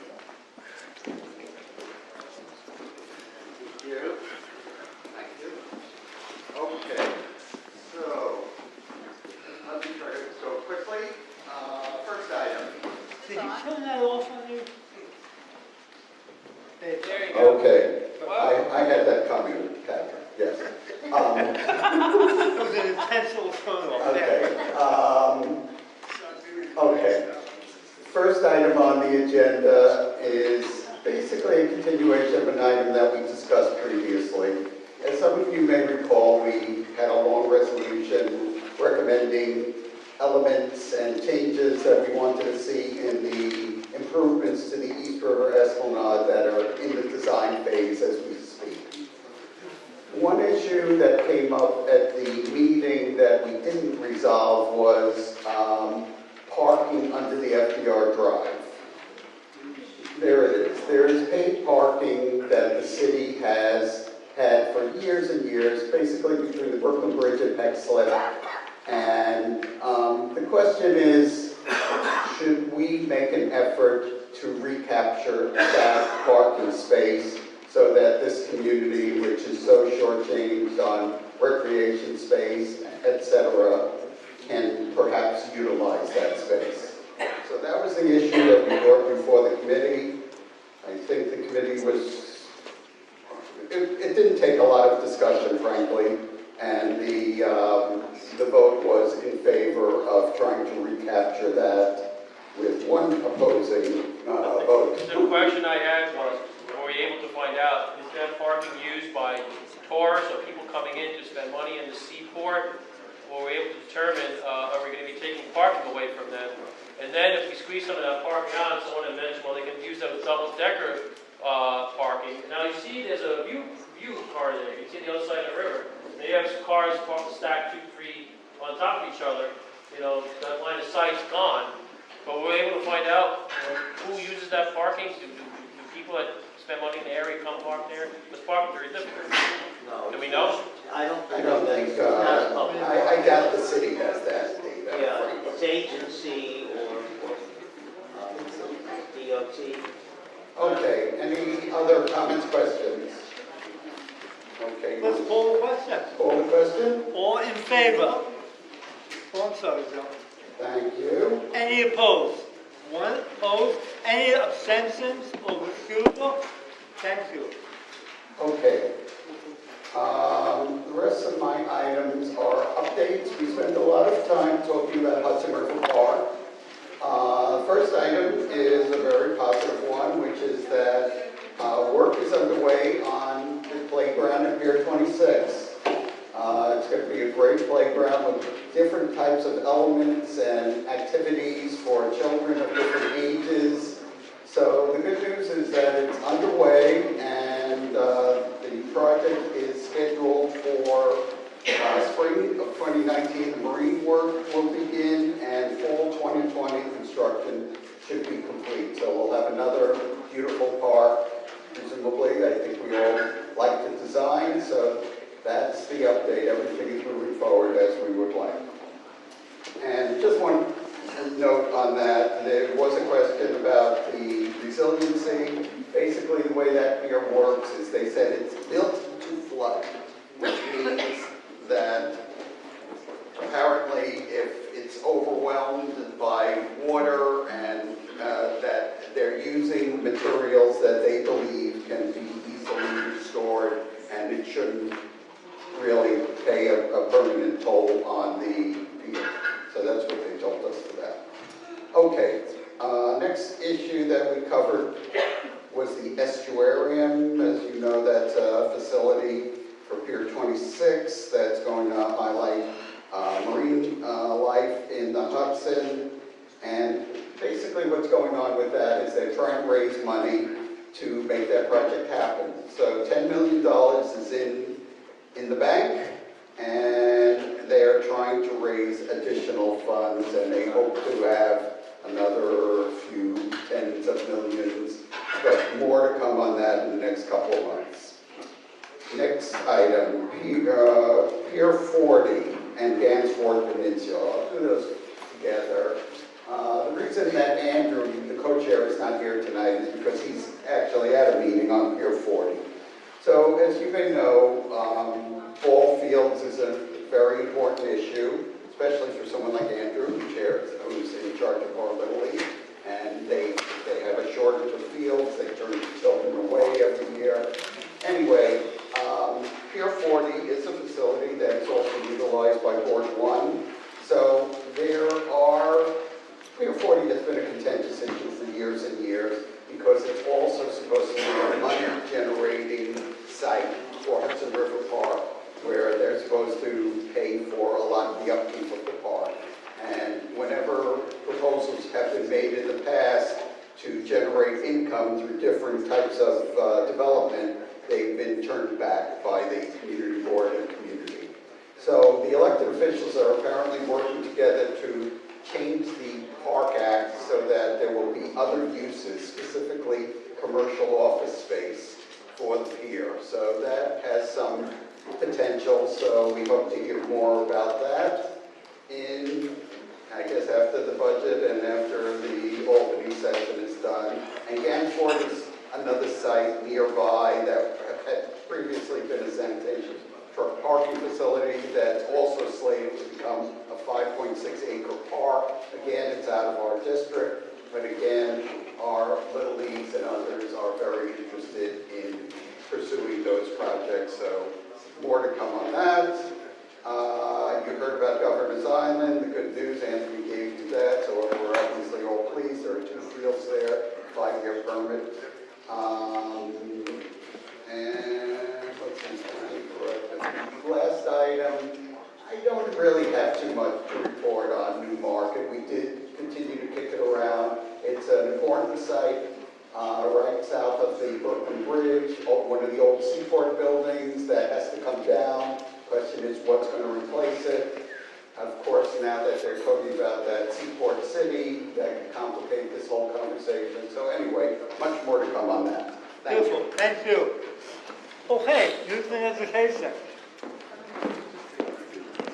One more, I don't think Bob's going to throw us out, but we are 3 people away from losing the forum.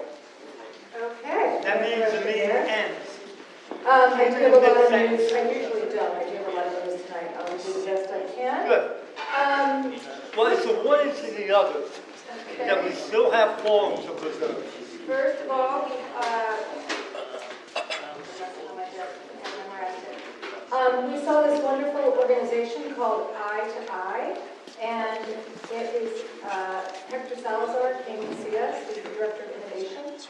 And it's a wonderful nonprofit that helps kids with learning differences, and they don't use the word disability. They use differences and call kids different learners. And it's a mentorship program where high schoolers are trained to mentor middle schoolers.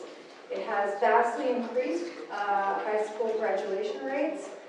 They are seeing a tremendous amount of success in the self-esteem of these kids and their academic performance as a result of having these mentors. There are 3 children to every mentor, so a lot of attention, given the fact that these kids are often in classes of 30. It's a fantastic organization. The way that it's funded is each school pays $5,000. They do 2 schools at a time, and they're looking for our support. So we'll be spreading the word. We're going to have them back periodically to help them through the process of expanding their programming. So look out for them. We have our 3rd resolution on the crossing guard situation. As you know, we have had a lot of challenges getting and keeping crossing guards in our community district. We have drilled it down to the reason being that it is a job that has a low wage, it's part-time, it has awkward hours, 8 to 10 in the morning, and then again from 3 to 4 in the afternoon. We called upon the mayor's office years ago in 2015 to make this a full-time job with benefits. As part of his Vision Zero a couple years ago, the mayor said that he hired 200 full-time guards and a full-time supervisor for those guards, and we have not seen any of them. We did find out recently that the part-time guards have started getting benefits, so it is a step in the right direction, but the speed of this initiative is excruciating. It is not enough, even with benefits, to expect someone to work part-time when you could work at Starbucks and you're standing out in the freezing cold on West Street. So we are asking the mayor to make this a full-time position. We have plenty of things for these guards to do between those hours, not the least of which is move children to the ball fields at after school. A lot of our kids are coming across that highway as late as 6 o'clock at night. We have sports, we have activities, we have out lunch with all our middle schoolers and the Stuyvesant kids. So we are asking for this to be a full-time position with benefits. We would like the mayor to let us know who the supervisor is, which I'll talk more about after I pass this resolution, which I hope is going to happen. So that's pretty much it. Does anybody have any questions about our resolution?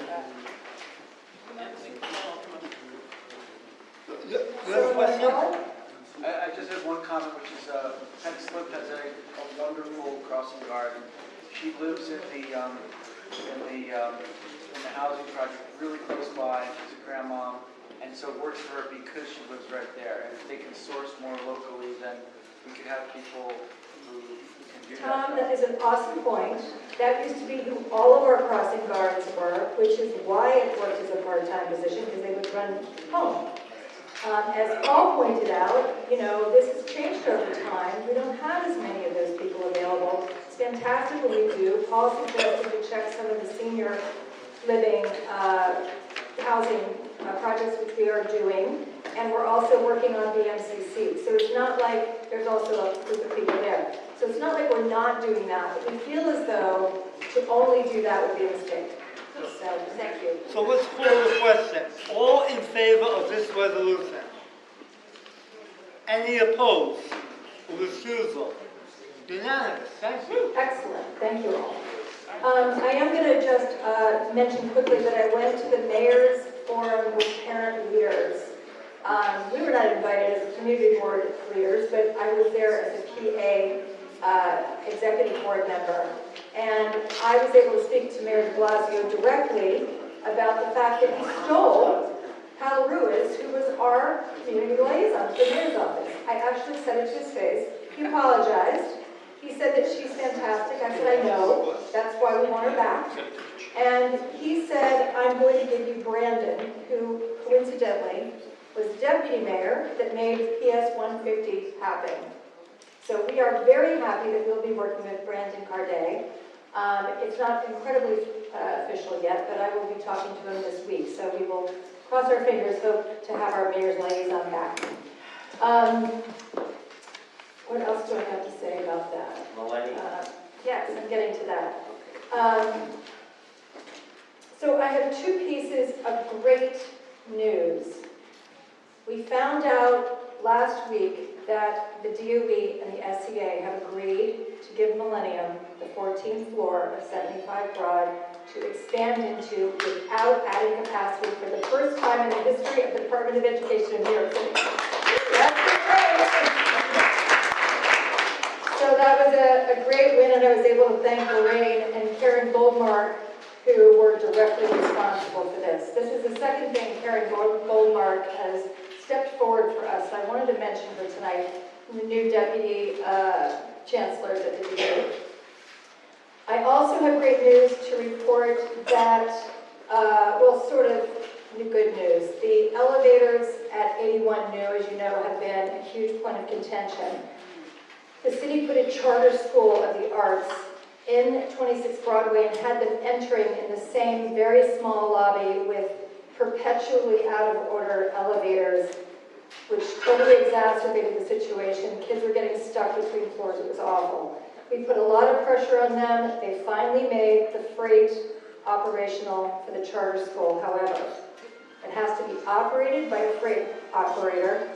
They are only taking them in at the beginning of the day and bringing them out at the end of the day. The kids are still using the elevator to come down for gym. And it's still an awful situation. I dealt with this recently. It's 4 o'clock today. So the great news is the freight elevator is working. The bad news is we have to get someone to operate it all day long. So I will be working on that as well. And I think that's it. What's that? What is the faculty doing for that? Well, the faculty actually was the one who texted me today because they were trying to get to work, and the charter school kids came out into the lobby, pushed themselves in front of the LMC staff, got onto the elevator and took it up. So they're not doing anything, they're pulling you up. They're calling me because they are not getting a response from the DOE. So you were on the email I sent today. I was on it. To the DOE and everyone in school safety, because it is against fire code to have this many children in this lobby. Don't they have a PTA? They do have PTA, he's the one who texted me. So they are texting me because they need community board support there and not getting results from the DOE. Well, they have community board support. Well, we'll talk Yes. about it. He's on the email. I mean, it's unbelievable. They just keep saying it's happening, and yet it's not really happening. They're in denial of the fact that a freight elevator that has to be... Yeah. Yes, today. They haven't responded yet, but I have gotten the mayor's office involved. All right. Good input. We need to move on. Please move on. Thank you, Barbara. Thank you.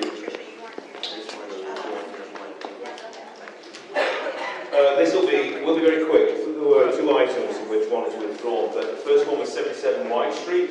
As you can see, it was a relatively straightforward sidewalk vault replacement. We encouraged the applicant, which agreed to use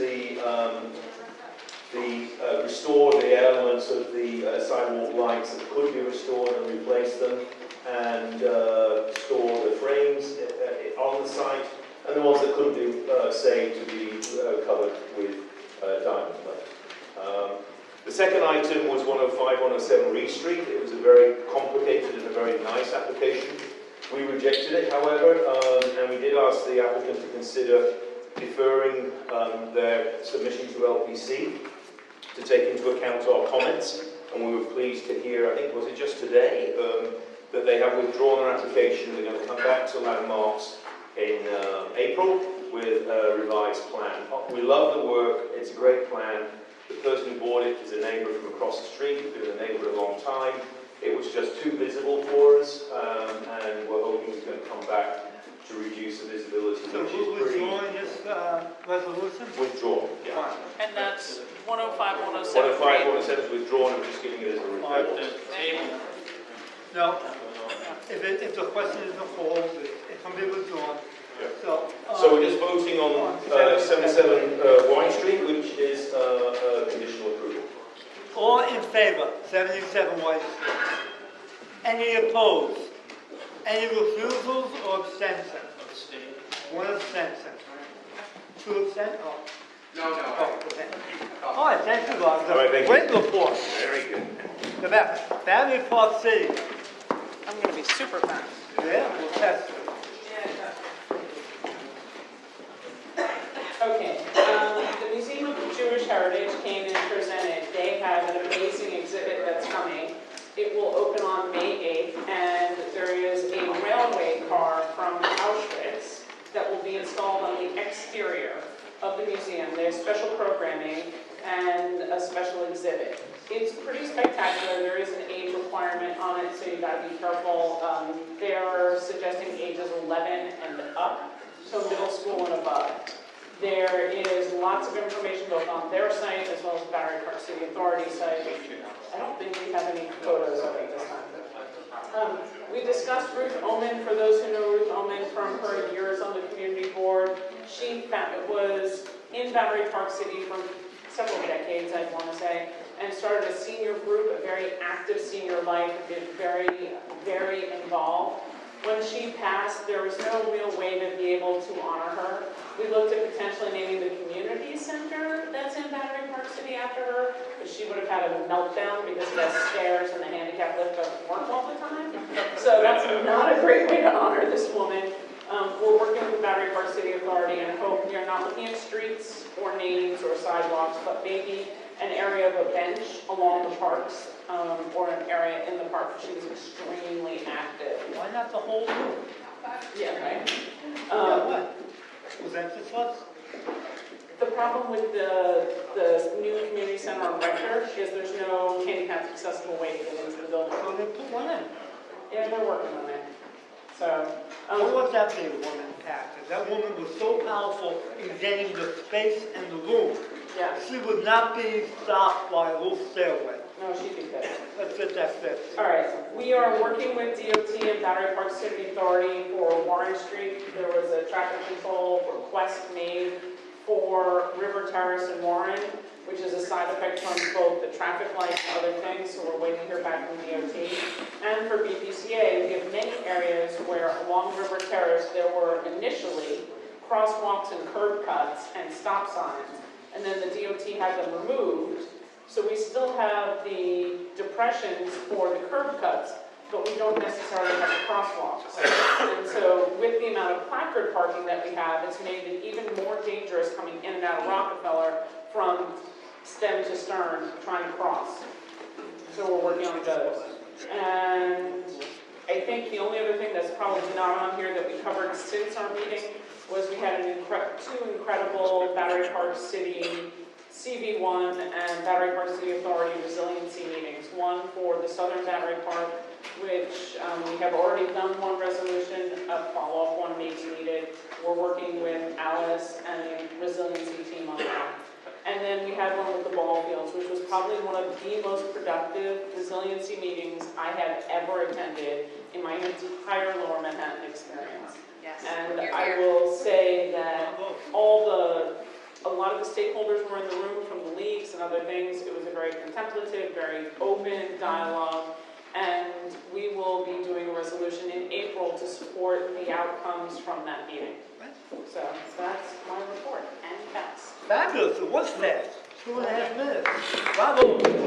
Okay, home stretch. Pat Moore. All the way. Oh, okay, Mariana. Perfect.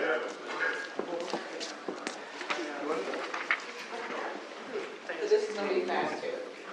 We had a presentation done by Councilmember Callis' office in Callis. He has put forth or resubmitted a bill with regard to scaffolding that he first initiated back in 2014-15 that limits the numbers of days that a shed can be up. The office right now is very vigorously working on one on Gold Street, at the Excelsior building, I think the most notorious according to him at that meeting. Almost every council member has already signed on to that bill, and when he reaches at least 31, that will force a hearing by the speaker, Corey Johnson. If they don't reach that number, then they'll have to wait until he decides to bring forth the bill to hear the hearing. They also have another bill that was initiated in February 2019, so this last month, to put restrictions on the self-inspection that's being done with regard to sheds. Somebody will go, they say, okay, yeah, the shed's fine, or, or yeah, we're doing work, and just report, different things. And it also lets the Department of Buildings, who would otherwise be responsible to ensure that all of that is true, it kind of lets them off the hook and releases responsibility because they're no longer an active participant. So this bill would mandate a third-party inspection, basically adding another layer. You have the Department of Buildings, you have the person that's doing their own inspection, and you have this third party that has to come in, but they must be a qualified surveyor so that, it's sort of certified that everything is okay with that scaffolding. After that, Betty, member of the committee, she did a presentation, an update on the NCOs, the First Precinct's community policing, and particularly Sector C. She had attended that meeting, and encouraged basically everyone else to do the same. She made this little PowerPoint that shows us what they were doing. The biggest thing that came up as far as a question was, what do we do with regard to 311? Are people still using 311? Is community policing better? Is it better to just call your NCO and get something handled? What happens to the data? Because 311 provides a confirmation number. The NCOs don't necessarily do that. You're just calling somebody on your cell phone and they're coming out. And it was decided, or it was a belief, that any potential data loss would be worth it because things are being handled in real time and these officers are truly getting to know the community. There are people that knew at the meeting that knew the officers in their sector by name, so it really does seem to be worth it. What is Sector C? Sector C is Battery Park City. Battery Park City actually is broken into two sectors, and she had attended both meetings. I think Sector C covers like the further north section of Battery Park City. It covers from West Thames, north, all of it. Right. So, Did we request this information be disseminated? it's on the website. Is it on the website? Yep, it's on with the maps. Yeah, and also it's nyc.gov/NYPD will give you all the sector information for all the precincts. I think we're Sector A. And their numbers and yeah. I think we're A, and then our next meeting is May 5th, I think, something like that. Oh, Flora's by you, she knows. Does it list the NCOs for each neighborhood? Yes, every sector, it'll list every NCO and their contact information. They can't receive texts, so don't text them, but you can call them. Yes, you can call them, and you can email them, and they still respond. NYPD website, or you can email me and I'll look it up for you. Right, in fact, Betty had told us about an experience where she contacted them via email. Her NCO was on vacation and still got back to her and handled the problem from wherever they were. So within 24 hours, they respond to you. Young people may not know. And Young people may not know. All right. All right, I think that's Thank you so much. Good job. Good evening. So we didn't cover some ground last month, so I'm just going to quickly, 1 minute there are 4 different things to report on. We had the Urban Green Council come and speak to us. It's an affiliate of the U.S. Green Building Council, and its mission is to transform New York City buildings for a sustainable future. This is a group that educates architects architects, engineers, and the public generally on how to make buildings work better. Very important group, terrific website, terrific presentation, promises to come back and give us specifics as to how individuals can in fact retrofit their own buildings if they own an apartments and such. We next heard from the Mayor's Office of Sustainability this last month. It was a kind of a new group that we had not heard from before. The main mission here on the global level is to align New York City with the Paris Climate Agreement, limiting global temperature rise to 1.5 degrees, and on the local level to achieve goals set in the One New York City Plan. The One New York City Plan is considered the comprehensive plan for New York on everything, so it's a good one to look at. The actions that they say will be taken, hopefully in the next few years. The main point of their efforts is to reduce greenhouse gas emissions by 80% by 2050. And to do this, they are committed to supporting the City Council landmark bill to set greenhouse gas emission limits in buildings over 25,000 square feet, which, as you know, we wrote a resolution in support of last month. They want to make buildings significantly more energy efficient by working on DOE codes, Department of Building codes, replace many fossil fuel-based heating and hot water systems in buildings with renewable or high energy efficient electric systems, reduce the number of miles driven in New York City while replacing remaining vehicles with zero emission vehicles and achieving the goal of zero waste to landfills. They too promise to come back to give us some specificity, again, how individual owners and smaller people can actually act on some of this. So these are sort of very global visions, but interesting to know that somewhere there's an office doing this for us. One of the reports from last month was very, very significant, at least to me personally, for anyone who lives on the west side, is the Hudson River Park Trust finally came to speak to us about the western part of resiliency plans for the entire west side of Manhattan. And I was really pleased that Noreen Doyle, who's the executive vice president of the trust, came, and she was quite honest in stating there really aren't any. And she said that when they met years ago with looking at the big view, that certainly things came up like berms and ways to deal with the West Side Highway, but that nothing was really created as a plan. And so she had advised us that we should work more closely with the state and looking at the Department of Transportation as to what might be done along the roadway. But as far as they're concerned, the entire Hudson River Park is basically, as Paul described it earlier, much like the pier, a flood zone. It's designed for wet flood. So in other words, it'll flood, it will flood. And when there's sea rise, it will be destroyed. And the only problem to this, as you can imagine, there's many problems. The one that really came and hit home at the Waterfront Parks Committee is looking at the pier. I don't know if we have the picture of the Pier 26, Diana, Pier 26. Well, anyway, the new pier that you looked at is that this is a $30 million investment that we're supposed to accept as something that can simply go underwater.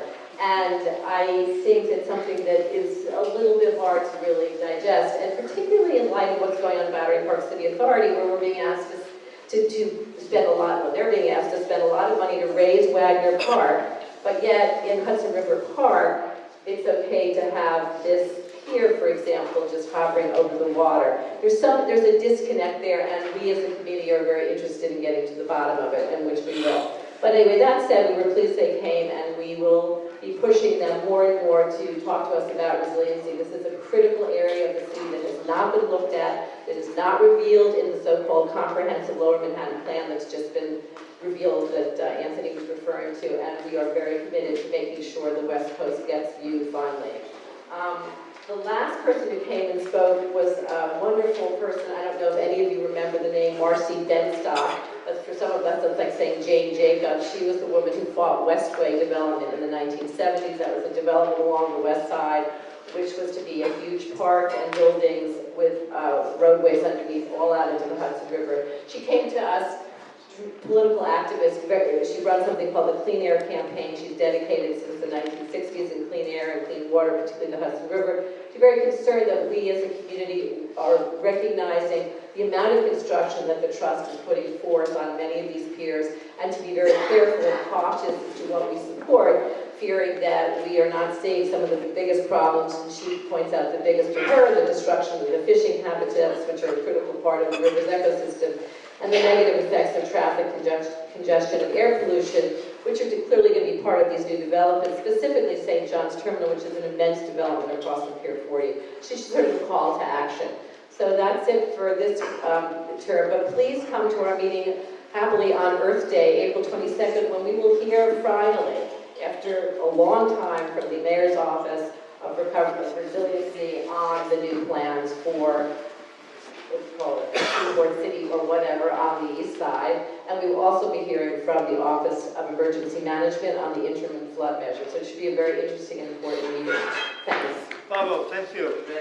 All right, Jeff. I'm going to push you hard. You always do. No.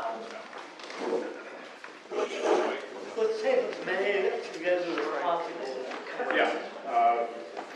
Sammy and I have agreed to do 4 of these. There's one correction, but 89 South Street, 65 Broadway, 241 West Broadway, and 429 Greenwich. These were fairly simple, and Mark, do you have? I have one just correction on 425 Greenwich. The last whereas, pardon me, 429. The last whereas just needs to be deleted. Originally, that's all different time place, and the original address was on Lake Street, but it's since been changed to the Greenwich Street side, and it's already been updated in the SLA mapping system, so we don't need to tell them about it. So, and you know what it was? Is there any reason to not just admit? It's not accurate anymore. Yeah, it's kind of a moot point since it's already been changed. So are we deleting the last That whole, whereas? yeah, delete that whole whereas. You okay with that? Yes. The second to last. Yeah. Second to last, yes. I looked it up on the SLA site. When it was the Lake Street address. No, we got it, we're deleting it. No, we don't want to spend any more time on it, thank you. We missed it by 10 feet because there was a dress. Mark, You got it. unnecessary It's all history. So 89 South Street, it's another restaurant there. 65 Broadway is a deli on the ground floor, deli grocery with beer, and they want a full liquor license on the mezzanine, and neither we nor the SLA was clear on how that could possibly be, but our contact at the SLA said send it on to us. We are in approval.